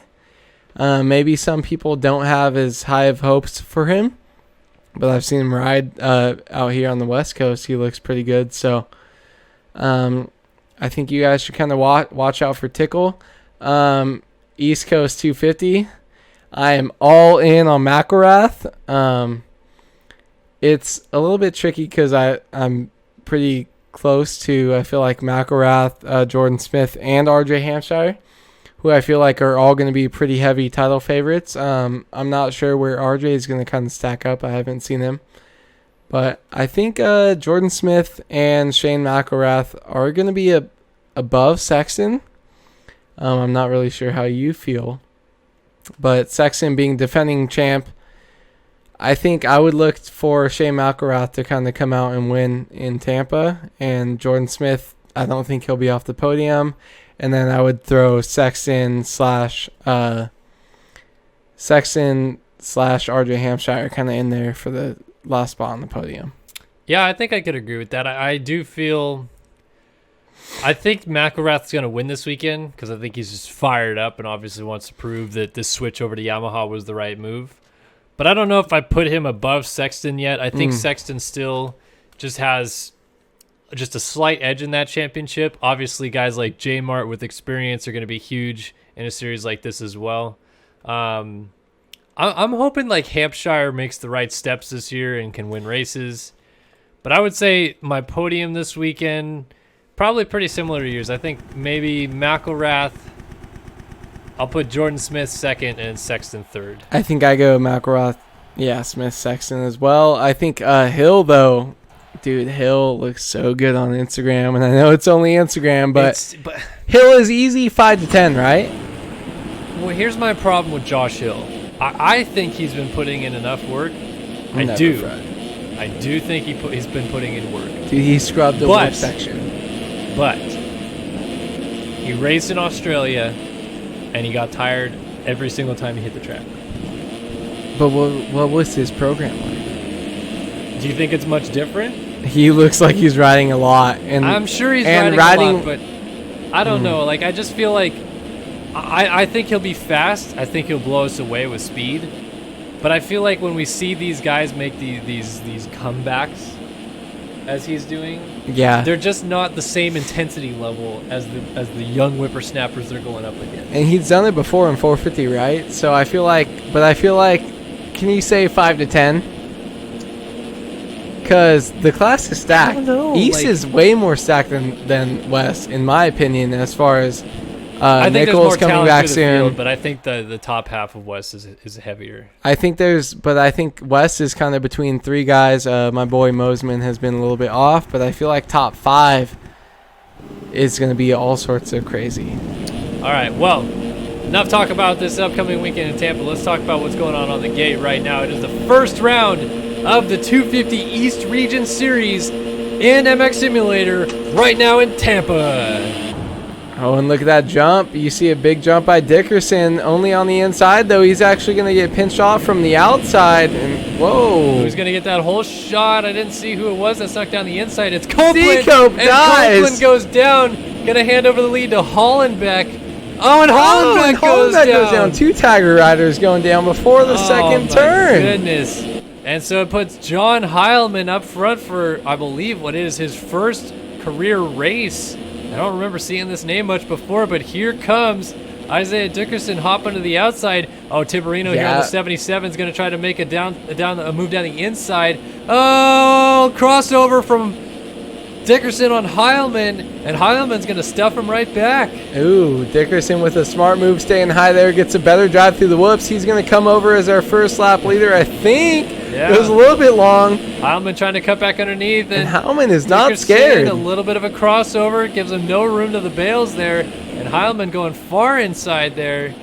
Tiberino back there on the 77 has got to start going towards the front. Oof, as Dickerson is looking all sorts of loose here. But, man, look, just back there in third place, you have Tiberino. You have some Suzuki guys coming through, not exactly sure who those are. William St. Laurent, a heavy hitter, as well as Logan Leitzel, who did great in his heat race.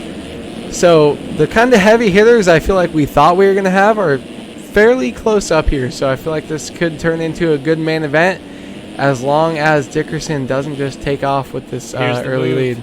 Tiberino down the inside, going to get around Heilmann for second. And Heilmann just staying so strong for what I think is his first race as well, just to be up here so far, and it doesn't seem like the nerves have gotten to him. He's looking pretty steady. He's really surprising me back here, even though he's just in solid third place. So Tiberino going to try to set sail after Isiah Dickerson if he can, but Dickerson, as you said, out front just looks smooth as butter, and he's looking loose, like you said as well. Going to be tough to knock this man off his game. Maybe some crashing will help, and lap traffic, of course, will come into the mix around the halfway point of this race, but Dickerson all alone already out front, 4 seconds in the lead, just 3 laps into the race. Yeah, he's looking loose and smooth, and I see it blocked out Dickerson's name in chat from somebody trying to tell us that he was so smooth, but Dickerson looks great here. I feel like it's almost all up to Tiberi. We didn't talk too much about him kind of in our race preview. It's kind of hard to kind of tell who's coming in on the 250 East Coast class, but man, look, he's still staying pretty close here. Dom can definitely give a run here for this win here tonight if he can stay steady.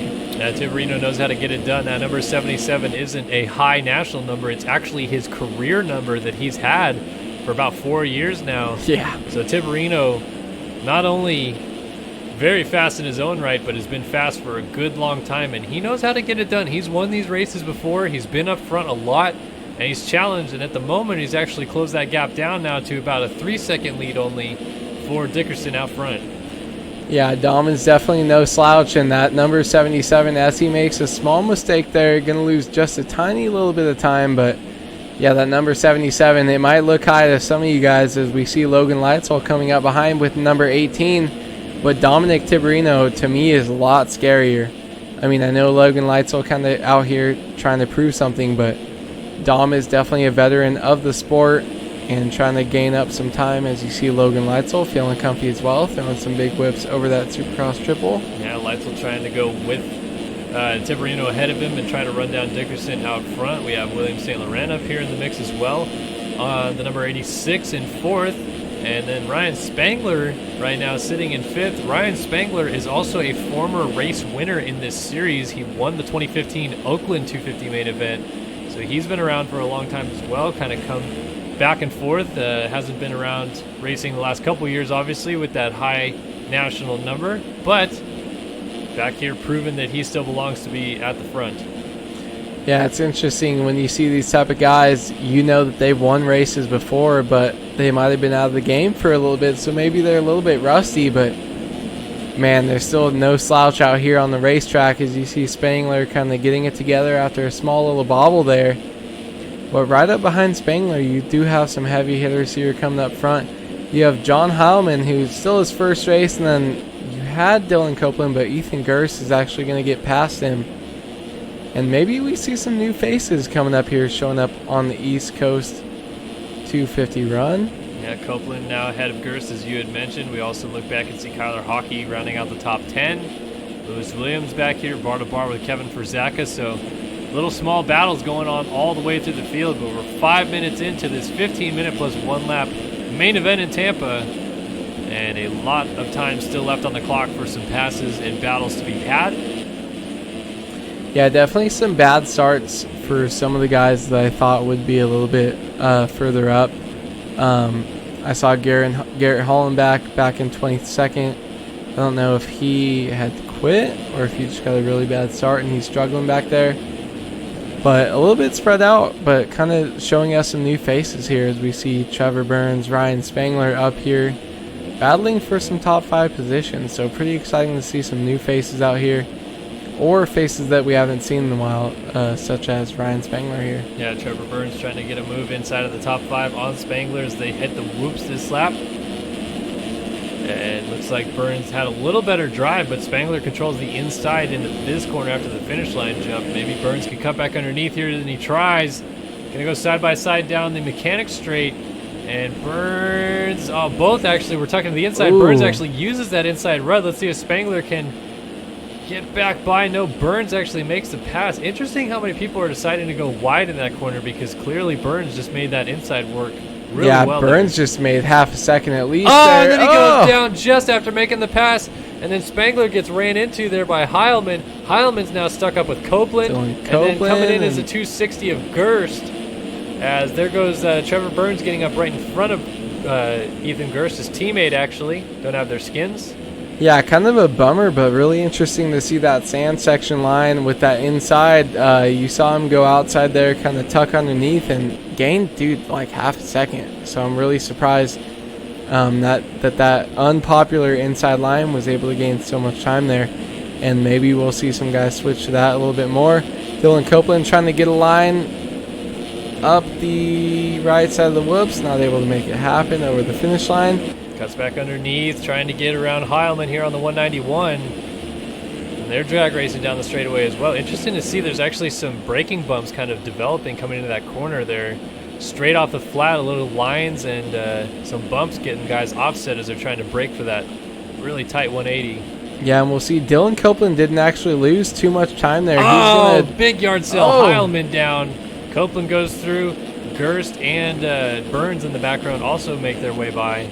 Yeah, almost down in the same spot he was last time with some down riders, but Dylan didn't seem to lose as much time with the outside sand checks in line as the other guys have. So, oh, look at this. Leitzel and Tiberi having a feud over second right now. Tiberi has lost the position as Leitzel on the 18, trying to work his way to the front. Yeah, and St. Laurent not too far behind those guys at all, but man, Leitzel definitely trying to make a move and kind of separate himself a little bit here.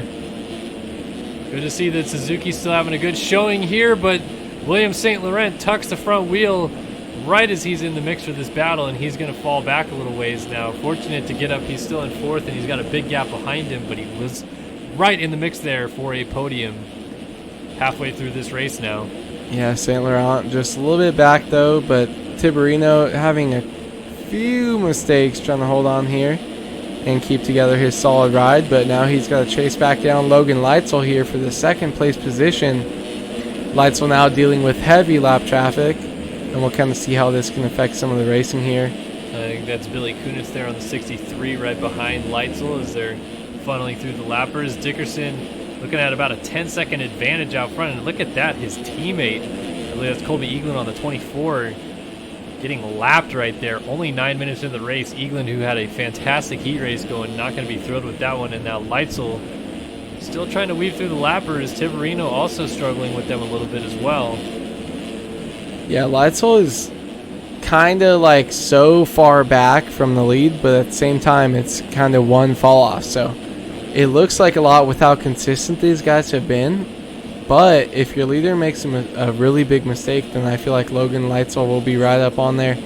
If he doesn't keep making mistakes of his own, losing some time, man, Tiberi is going to get a little bit closer to him. But I feel like this might be a little bit more of a second and third place race, not so much battle for the lead. As we're going to go on board with Tiberi trying to catch up on Logan Leitzel here.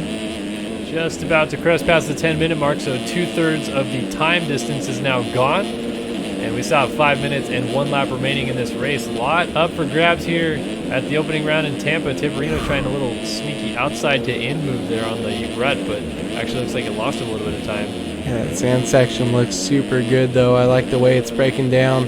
They're going to go double, double, double. That triple might be getting a little bit more difficult, but Tiberi, let's see, he's got a 58-second lap time as his best lap. I'm curious to see as what Logan Leitzel has as his best. I do want to keep watching the charge up. We'll see what he can make happen as they move past this lap rider here. Tiberi had a very good lap right there, and he really closed it down on Leitzel as they come to the flag this time by. He puts a 58.5 on the board to a 59.1. And up front, Dickerson running 57.7. I mean, 16-second lead right now. He is in control. But it's all on the table for this battle in second right now. Oh, Tiberi lays it down and loses the front end. That's going to cost him some time, and he ends up in the non-preferred lane. Yeah, able to hold it together, but man, Tiberi was looking so solid there, and this track is looking to shape up pretty nicely, getting a little bit really rough for these guys, but the fact that they're able to stay so steady, there haven't been really any crashes within the top 3 of this race so far, kind of that I've noticed as far as fall-off crashes. So yeah, our lead group is definitely kind of fanned themselves out as well as this battle for 5th right here. I believe it is Dylan Copeland trying to get up to the back wheel of Ethan Gerst. And remember, Gerst had to go through the LCQ. Oh! And he just tapped a lapper that was down, and that caused him to fall. By. Yeah, Deep Cope goes by, and I thought another rider, Heilmann, just went through. On the 191, he's bringing Trevor Burns with him. Man, so 3 spots due to a lapper getting slightly sketchy in front of him. Not the best break for him.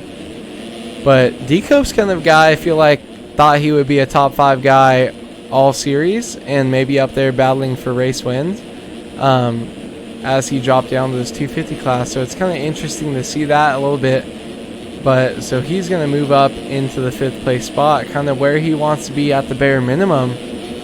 But I don't think any of these guys outside the top 3 are going to be really happy. St. Laurent wants to be up there battling for race wins, D-Cope as well. So, man, Trevor Burns and Heilmann absolutely going after it here. Heilmann's going to get him back. And you'll notice here in the background, here comes the number 1 plate. Isiah Dickerson working on lapping inside of the top 5, which Heilmann currently, or actually Copeland, I should say, currently sits in.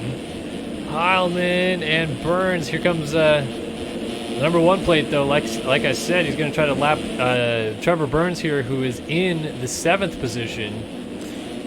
Yeah, he's trying to flex on Braden Carter a little bit, who I think lapped up to 3rd place. Yeah, definitely. Earlier this year on the West class. So, man, Dickerson trying to kind of put himself out there as I'm that guy who's going to just absolutely destroy you guys. And starting off a little bit stronger title defense than Craig Richards on the West. But, man, if Dickerson rides like this every week, I don't really know who can kind of compare to him. Poor John Heilmann has got to be thinking, man, I'm in 6th. I'm having such a great race, and I'm getting lapped. What is going on? But he's still dealing with pressures. Trevor Burns goes around the outside to make the move. Heilmann lays it down on the inside there. Oh, and here comes Kyler Hockey on the 79 into the mix with Furzaka on the 229 as well. Although I thought Furzaka was not a 3-digit number, but maybe I'm wrong. Maybe. I remember 61, but maybe that was last he's listed year. as 229 in the server, so I'll give it to him. 229 in your hearts. Down the inside, bar to bar, through the rhythm section, and Hockey, a little case job right there, and here comes Heilmann on the 191 getting back into the mix. Man, it's crazy. These guys are going all out for positions closer to the top 10. Oh, look at Heilmann. Oh! Threw it in on Furzaka before the whoops. Heilmann getting crazy in what we think is his first pro race. We got Hockey going off the track. He's going to end up backwards and now tucked to the inside. Oh, and then Heilmann gets into Hockey, and Hockey goes down. Here comes Colby Eagland into the mix now. Oh, and now Eagland lays it down as well. Who else we got in here? We got Hockey, Eagland, Heilmann, Furzaka, everybody kind of jockeying for positions. Yeah, for Zaka holding down the 6th place spot, but that 6 through 10 range is just absolutely out of control as you see all those guys going back and forth. Dylan Copeland getting put a lap down. He's in 5th as the white flag is about to be waving out front. And man, oh man, you're right. I think Dickerson might be able to get to the St. Laurent. The St. Laurent would need a fall here. Yeah, a little bit too far, I think, but man, for the first race of the East Coast swing, that's definitely a statement on the board. You're going to go out, you're going to win by 28 seconds so far as his lead, and you're going to lap up to 5th place. Like, you're kind of putting yourself out there as the one to beat. I know you have the number 1 plate, you have the red plate from last year, so he gets into a little bit of bobble with the lap rider, but man, Dickerson has showed us all that he is the man to beat on this East Coast.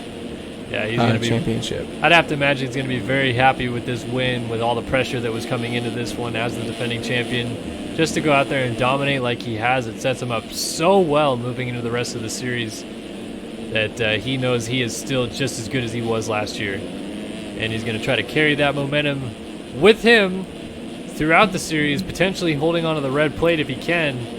See if he gives us a little style over the triple. Nope, just a little flick. All business as usual. Wants to keep those red backgrounds on all year long.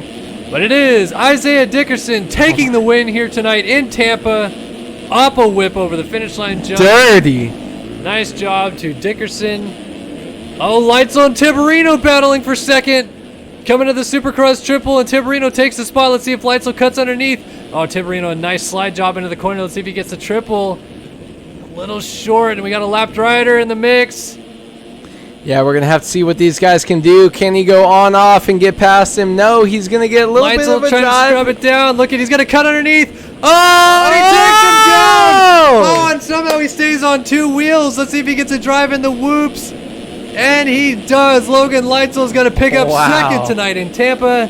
Tiberino going to finish on the podium in 3rd. Wonder if there's going to be some words after the race, though. St. Laurent comes across, and he'll be in 4th on this one. So good ride for the Mad Cape teammates coming across second and fourth, and then Copeland fell in the final corner. But he's locked in the 5th place as we have 6th place has been already lapped. Yeah. And coming through, Copeland with a solid 5th place, and we're going to have Cuts come in right there as well. Man, that was a gnarly battle between Tiberi And Leitzel, yeah. And Leitzel. I'm super pumped to see those guys battling all the way to the line if it's going to be a runaway 40-second lead from Dickerson. Holy crap, 40 seconds to second place. At least it's going to be some good battles behind them all year as they're pretty close back there. But Dickerson putting himself out there, and I cannot wait for the first showdown. I know. Between Dickerson and Carter, this is going to be a good one for sure. But Dickerson showing why he has that number 1 plate on his bike, why he's the defending champion. And it doesn't have collisions this year. Man, he wanted to go on the box. He wanted to celebrate. You could just park right there. Sit here at the base of the podium. Isiah Dickerson, your winner, 250 main event here in Tampa. Man, I'm absolutely surprised. He has, let's see what he's working with. 1.5 second lead on the best lap, or for his best lap time that race over William St. Laurent, who had a 57.7 trailing behind him. But man, 1.5 seconds faster a lap than your next quickest competitor. You have 40 seconds over second place. Isiah Dickerson absolutely crushing the 250 East Coast this first round. Man, I thought there was going to be some nerves and there was going to be some close racing, but Dickerson just kind of showed all these guys up. And dude, if dominating main events, he'd be crushing it would be him and Dickerson is crushing and Carter, dude. They've been crushing it 100%. If dominating 250 mains, they'd be crushing it. I just want every swear word that I hear on TV, instead of it be a bleep, I just want A-Wood saying, Well, I mean, I can arrange that. Shout out to our boys. Shout out to everybody watching. We have 401 viewers coming into the 450 main event. It's the 7th round. We've been 400 consistent. 7th round. Consistent 400. That's insane. So we peaked at like 650, 700, I think. At the beginning of the year, yeah. But still, like, normally this is no Jeff Walker boost. We don't need Jeff. We don't need Dylan. Well, Jeff's here, but I mean. Oh, okay. Hi, Jeff. Yeah, come on. Don't be hating. But this is insane because in the past, 50 to 100. I had never crested 400 live viewers like at one time. No, I think 100 was like average, right? Yeah, like 100 was Twitch? like pretty standard. Yeah, and maybe 150 if it's crazy, right? Like the last round. So thank you guys all so much for coming and just watching, just hanging out every week, week in, week out, consistent. We love you guys. Donations, right? Just being here, subscribe, like the video, do whatever you guys can because we really appreciate you. Trevor Mosley said, "What is it like to ask the pros questions in press conference?" Dude, I would freak out. It's really not that bad. I'd probably laugh, and I'd also be freaking out. This past weekend, the only thing I was concerned with is I thought the microphone was off, and before there, I was about to ask a question. I'm like fiddling with it, trying to make sure it's on, and I was like, okay, it's on. Okay. You're like, I'm going to give this a little test talk. Yeah. What's up, Jeff Walker? Thank you for showing up, coming in. Dude, we love all you guys, though. Braxton, Mitchell, look at all these guys. Just hanging out all night long. These guys have been completely probably not paying attention to the racing because I've been seeing them going back and forth in chat. But you guys can always watch it back, so. Watch it back. Watch it back. Oh man, this main event is gonna be so good. I'm almost more pumped because we have a little bit of East or West Coast mixture in here. Yeah. And we have so many people missing. Right. No, this is going to be insane. This is going to, I mean, we have Braden Carter racing his first 450 race of the year. He's been dominant on the West 250 class. But we also have the storylines of Seabolt and Haley having to come through the LCQ, Chapman trying to hold on to the red plate. Can Jeremy Smith pick up a win this year maybe? I don't know. Dude, he's been crushing it. I don't know. We're going to take a look at him. He's down the far inside. Let's see what happens as we get the revs going up here in Tampa. The flames are burning. And it's going to be a hot one tonight in Tampa. Let's drop the gate. So I'm looking outside the box here. Oh, Carter! Oh, my. Braden Carter is 10 feet out the gate in front of everybody. Carter rips a huge hole shot from the middle. He's going to get to the corner first, and the hole shot award goes to Braden Carter. Alexis Leclerc right behind him in second on the number 7. And there's Gebhardt in third on the 5. I think Mitchell's down the inside on the 6. Oh, man, lots of heavy hitters out front. I like where this is starting already. So what I'm looking for is Braden Carter hasn't shown himself in the 450 class to be that crazy. Oh, he's going to go down. Ronnie over the top. To the lead goes Leclerc. Leclerc won last week in San Diego. Okay, Gebhardt, though, super close here. He's got the fish costume coming up here, whipping alongside Leclerc. So here's the thing. Can Gebhardt challenge Leclerc? Or can Leclerc just check out? Gebhardt coming up a little bit. Whoops. These guys know, too, with Leclerc, as Gebhardt makes a little mistake. There's Mitchell on the 6 in the background. You've got to make a move quick. Yeah, Leclerc is he's sneaky. He can get away quick, and Leclerc makes a mistake. There goes Gebhardt to the lead. It is number 5, 7, and 6 out front. So we have 3 past championship winners here holding over the top 3 spots in this main event here. Walter Gebhardt to the lead. Colton Mitchell, not the best night so far, going through the LCQ, but still holding down third. Let's see what these guys can do now that it's the main event. Can they put it together here? And we see Bryce Whelan, Russ Chapman, Casey Oler following up. Yeah, Red Chapman there with the red plates on the number 29. Leclerc is still trying to find maybe a way back around Gebhardt. Meanwhile, Mitchell is hounding him there on the 6 from third. We got a good little 3-rider train out front, and everybody else is stacking up behind them quickly as Chapman has moved into 4th. Yeah, and I know it's early, but Jeremy Seabolt is back in about 12th place. Look at this move from Leclerc. Oh, I thought he was going to throw it down the inside harder there. Leclerc not able to make it happen yet. Let's see what he can do through the sand here. He's going to go with the same outside line here. Will he switch it up and do the crossover line? Does that help him at all? It gives him a little bit better sweep into the corner. That might help him on the exit here. Gebhardt definitely having to mind his inside here as Leclerc showing him a wheel here and there. They're starting to lose touch with Mitchell a little bit as Chapman trying to close up. Look at Leclerc staying low on that second triple. He looks like a different man. What happened? Where did this Leclerc go at the first couple rounds?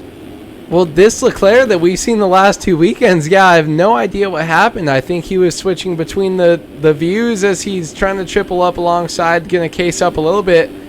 But, Gebhardt just lets him go, I think. He either got hung up high in the corner or he just let him go, and Leclerc is back out front. Gebhardt moves back to second. We saw Mitchell right there in third and Chapman in 4th. It's a 4-rider train out front that's broken away. Yeah, Gebhardt cased up on the triple a little bit. Got a little bit hard on the front brake there.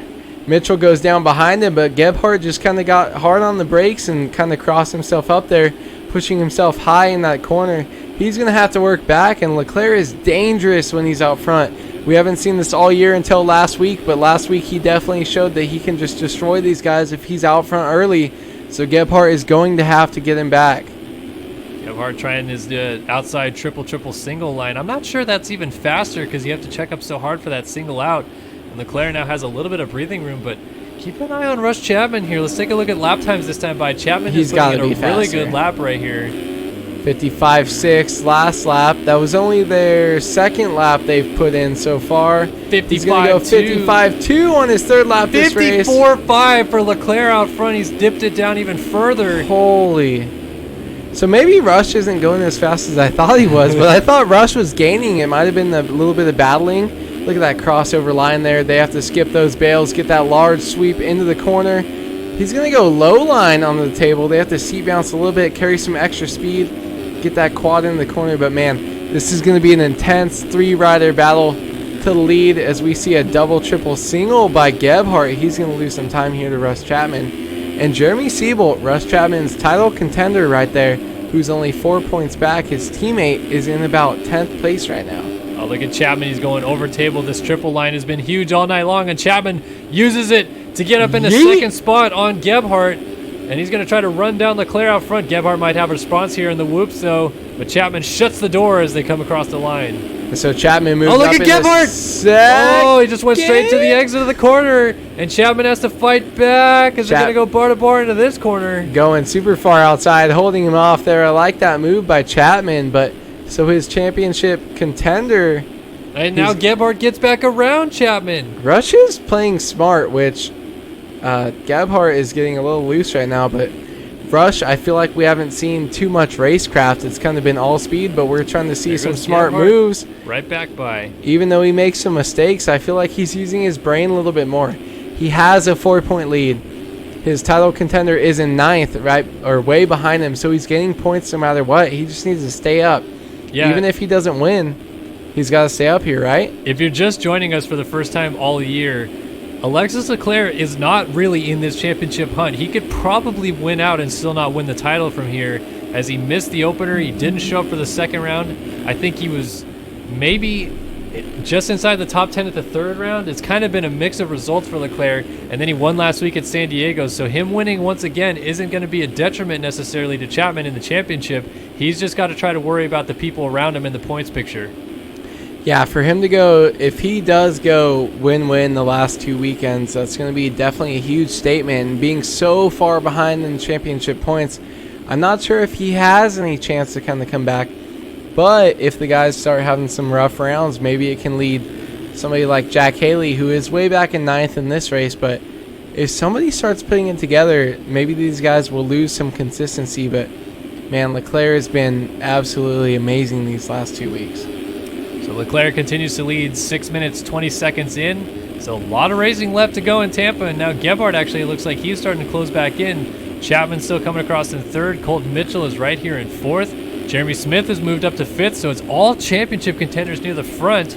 Benny Landry in 6th. 7th for Dade Honeywell. 8th right now is Joseph Pilsner. 9th for Jack Haley out of the LCQ. So that's a good recovery ride. And here is Jeremy Seabold in 10th, battling it out with his teammate Adam Holm, but Seabold only 4 points down of Chapman in the championship.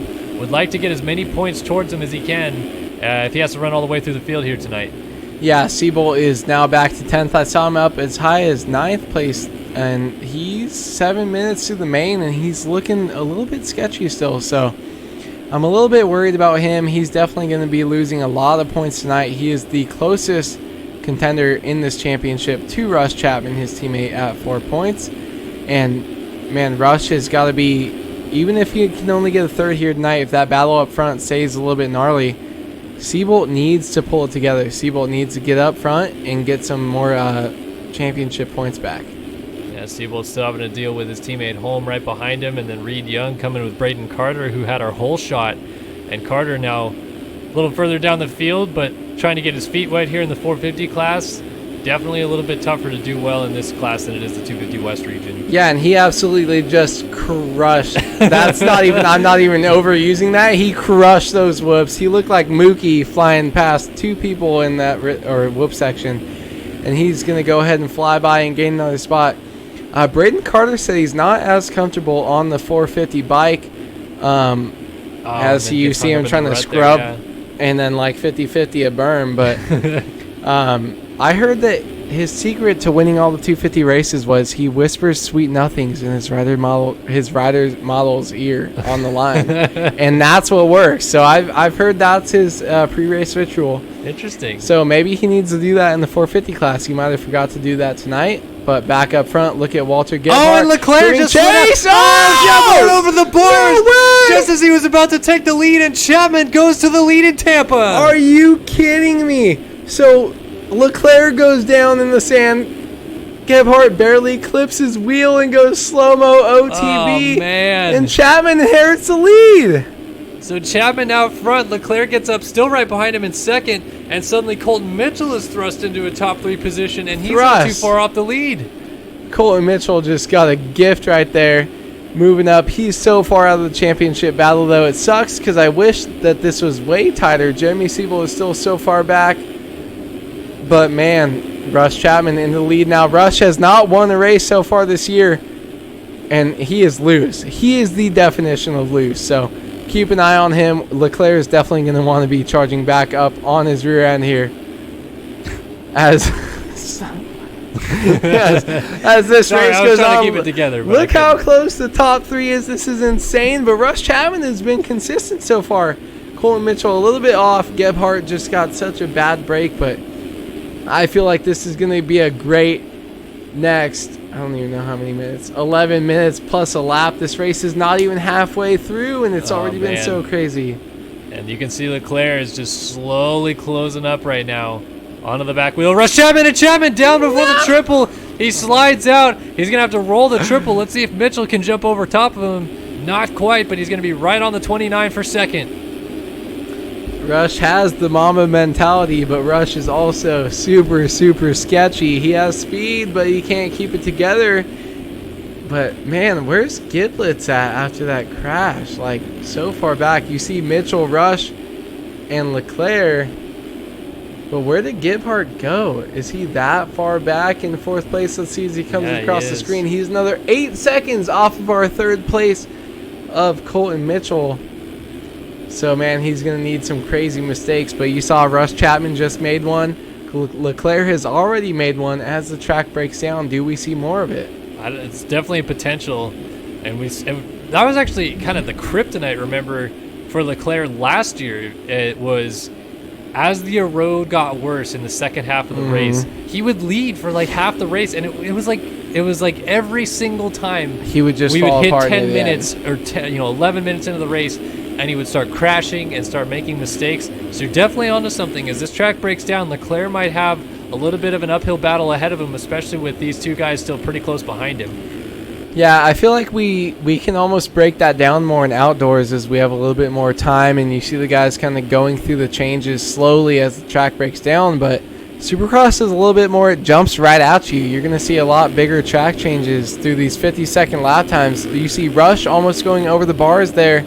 Colton Mitchell almost able to make a pass back, casing that triple up. But, man, dude, Leclerc has been just, he was insane last week, and he's looking good again. Rush is getting even more sketchy. I feel like Rush is more of a, he's going to falter more as the track breaks down so much as Leclerc. And Mitchell having problems too.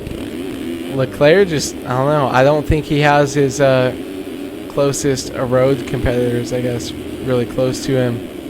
These guys have to get it together. They've been sketchy all year. So we'll see what they can do, but he's going to start getting into lappers. Yeah, Leclerc just made a little mistake on the entry to the sand there, but he still was able to kind of recover. Oh, man, that rut is so... Oh, rider down. And here comes Chapman. He's going to be able to get pretty close here into the next corner. Yeah, on off quad, he's going to close up there. Does he get the triple? He does. He's only about 0.2 back, but he's all sorts of off the track, crossing over. Save it.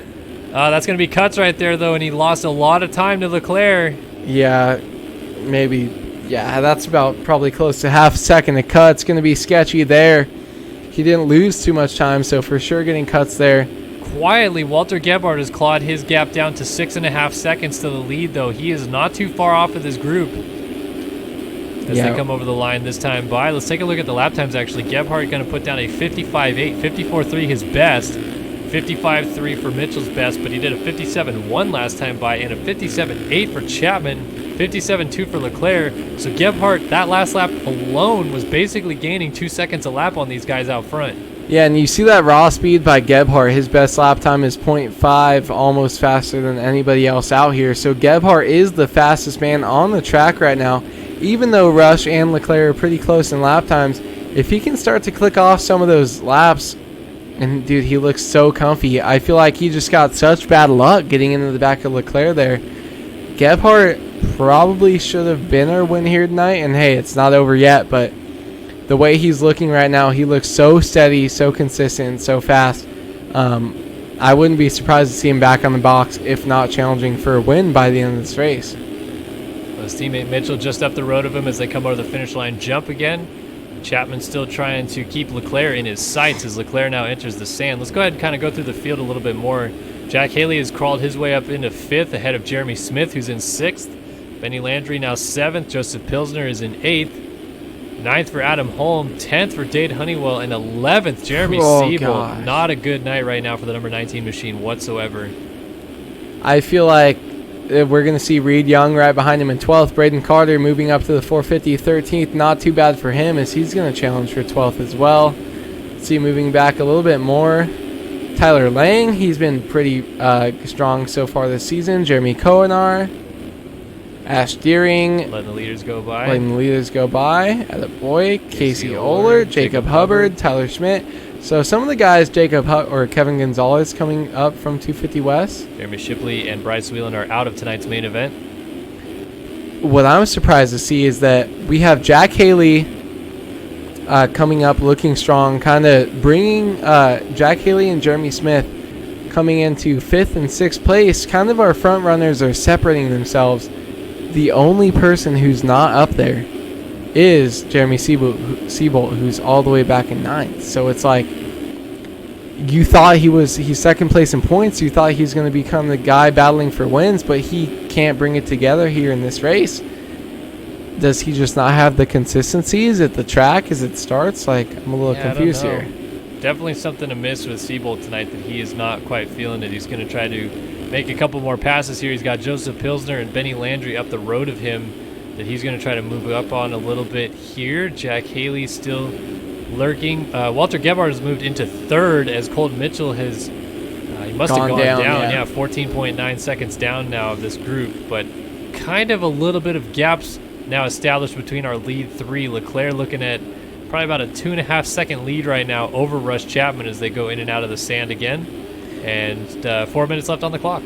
Yeah, so 7.5 seconds between our comeback guy, Walter Gebhardt, and Alexis Leclerc leader, Russ Chapman, right in between, just about 3 seconds off of Leclerc.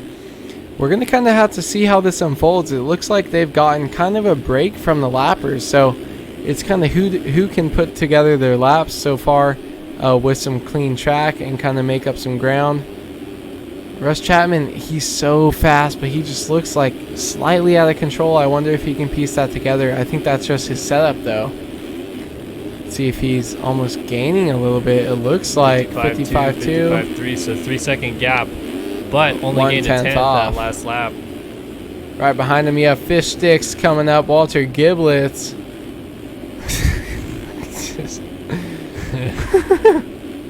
He looks so good.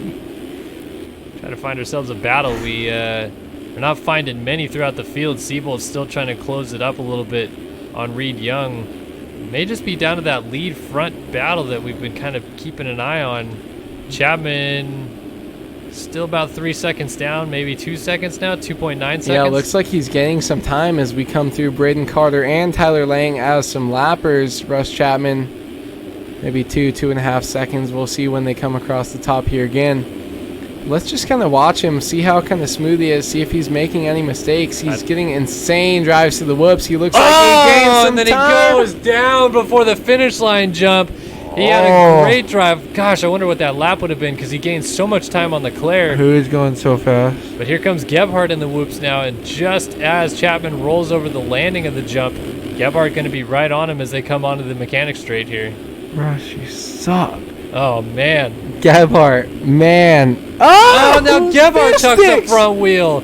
So let's see if Mitchell can get to his teammate here at the end of the straightaway. I think Gebhardt's going to get going just in time, I think. Yeah.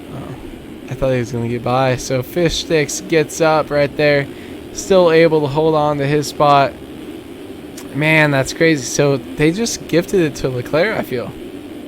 Yeah, I think Leclerc's got this thing just about wrapped up at this point with probably 3 laps to go this time by, it seems. Well, maybe 4 laps to go. It's going to be pretty close. Anyway, laps.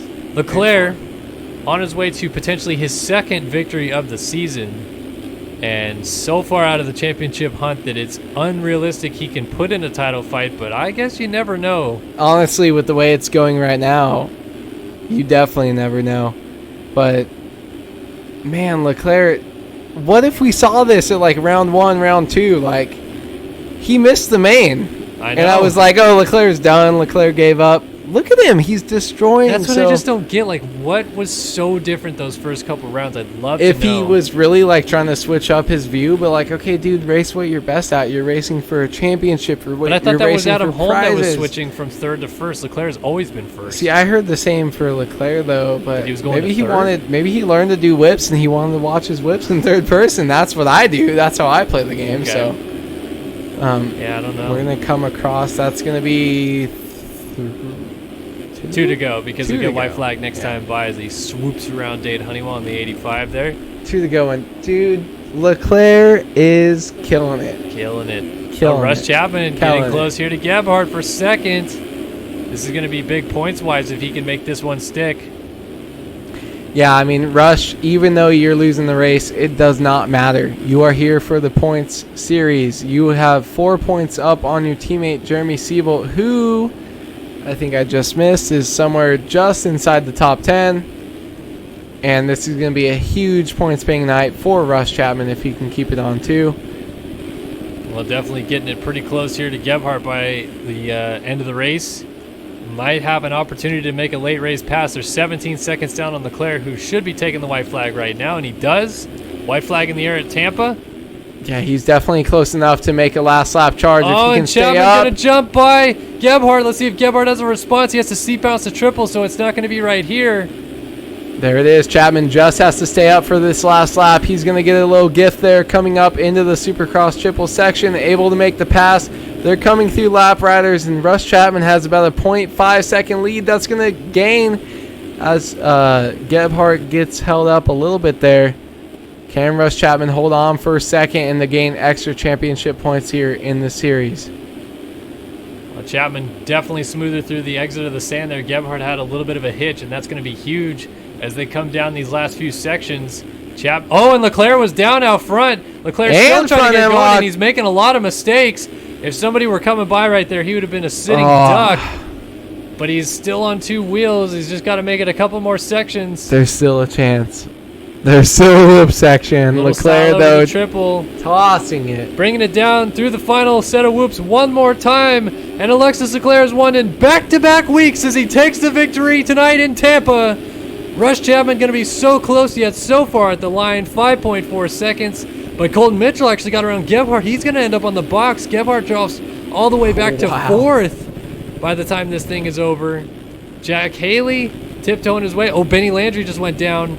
And he's with Siebel. Spots, though? He was with people Siebel. Get past him? Yeah, Reed Young went by, and Jeremy Smith also went by.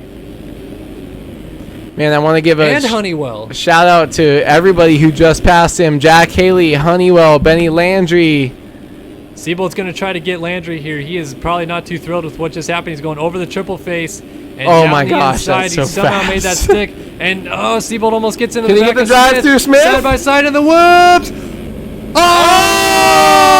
didn't get him by 0.016. 1600ths of a second down. Oh my goodness, that's and crazy. He loses some time on cuts. This is going to be out of control. What happened here on cuts? Nothing. It stayed the same up there. In fact, there was a gap Siebel change, though. Yeah, 9th after that one.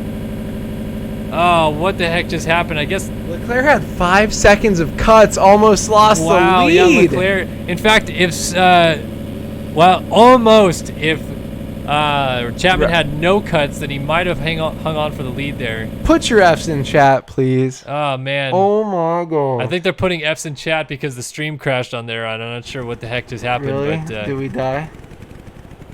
Yeah, I'm not sure. I think we just went too hard. It went too hard. So the stream is crashed. We did. Folks. The stream went too hard. Gosh. Your stream is experiencing issues. We are reconnecting, but we are still recording here. Oh, well, now we lost the results. Oh my gosh, Kellen Brower. That was a pretty crazy race. So, oh my gosh. Leclerc just blew us out of the water. Russ Chapman, crazy comeback. You had Mitchell passing Gebhardt for the lead at the very end. Jeez. We're still trying to reconnect here. I'm not sure why the stream is not reconnecting because we're still connected to the server, no problem. Maybe Streamlabs just crashed. I'm not sure. Honestly, maybe YouTube crashed. I don't. We broke YouTube, think guys. so. We were that popular. I don't know what just happened. So many viewers. So yeah, we're stuck here in a holding pattern. Okay. Lots of chaos going on here to end the stream. And unfortunately, it looks like we're going to have to sign off here with the stream completely down still because I'm not about to reconnect this. So actually, let me do a quick favor. I'm going to go ahead and end the stream recording-wise. So thanks, everybody, for stopping by round number 7 of the 2020 MotoOption SX Series live here on Stereo Systems.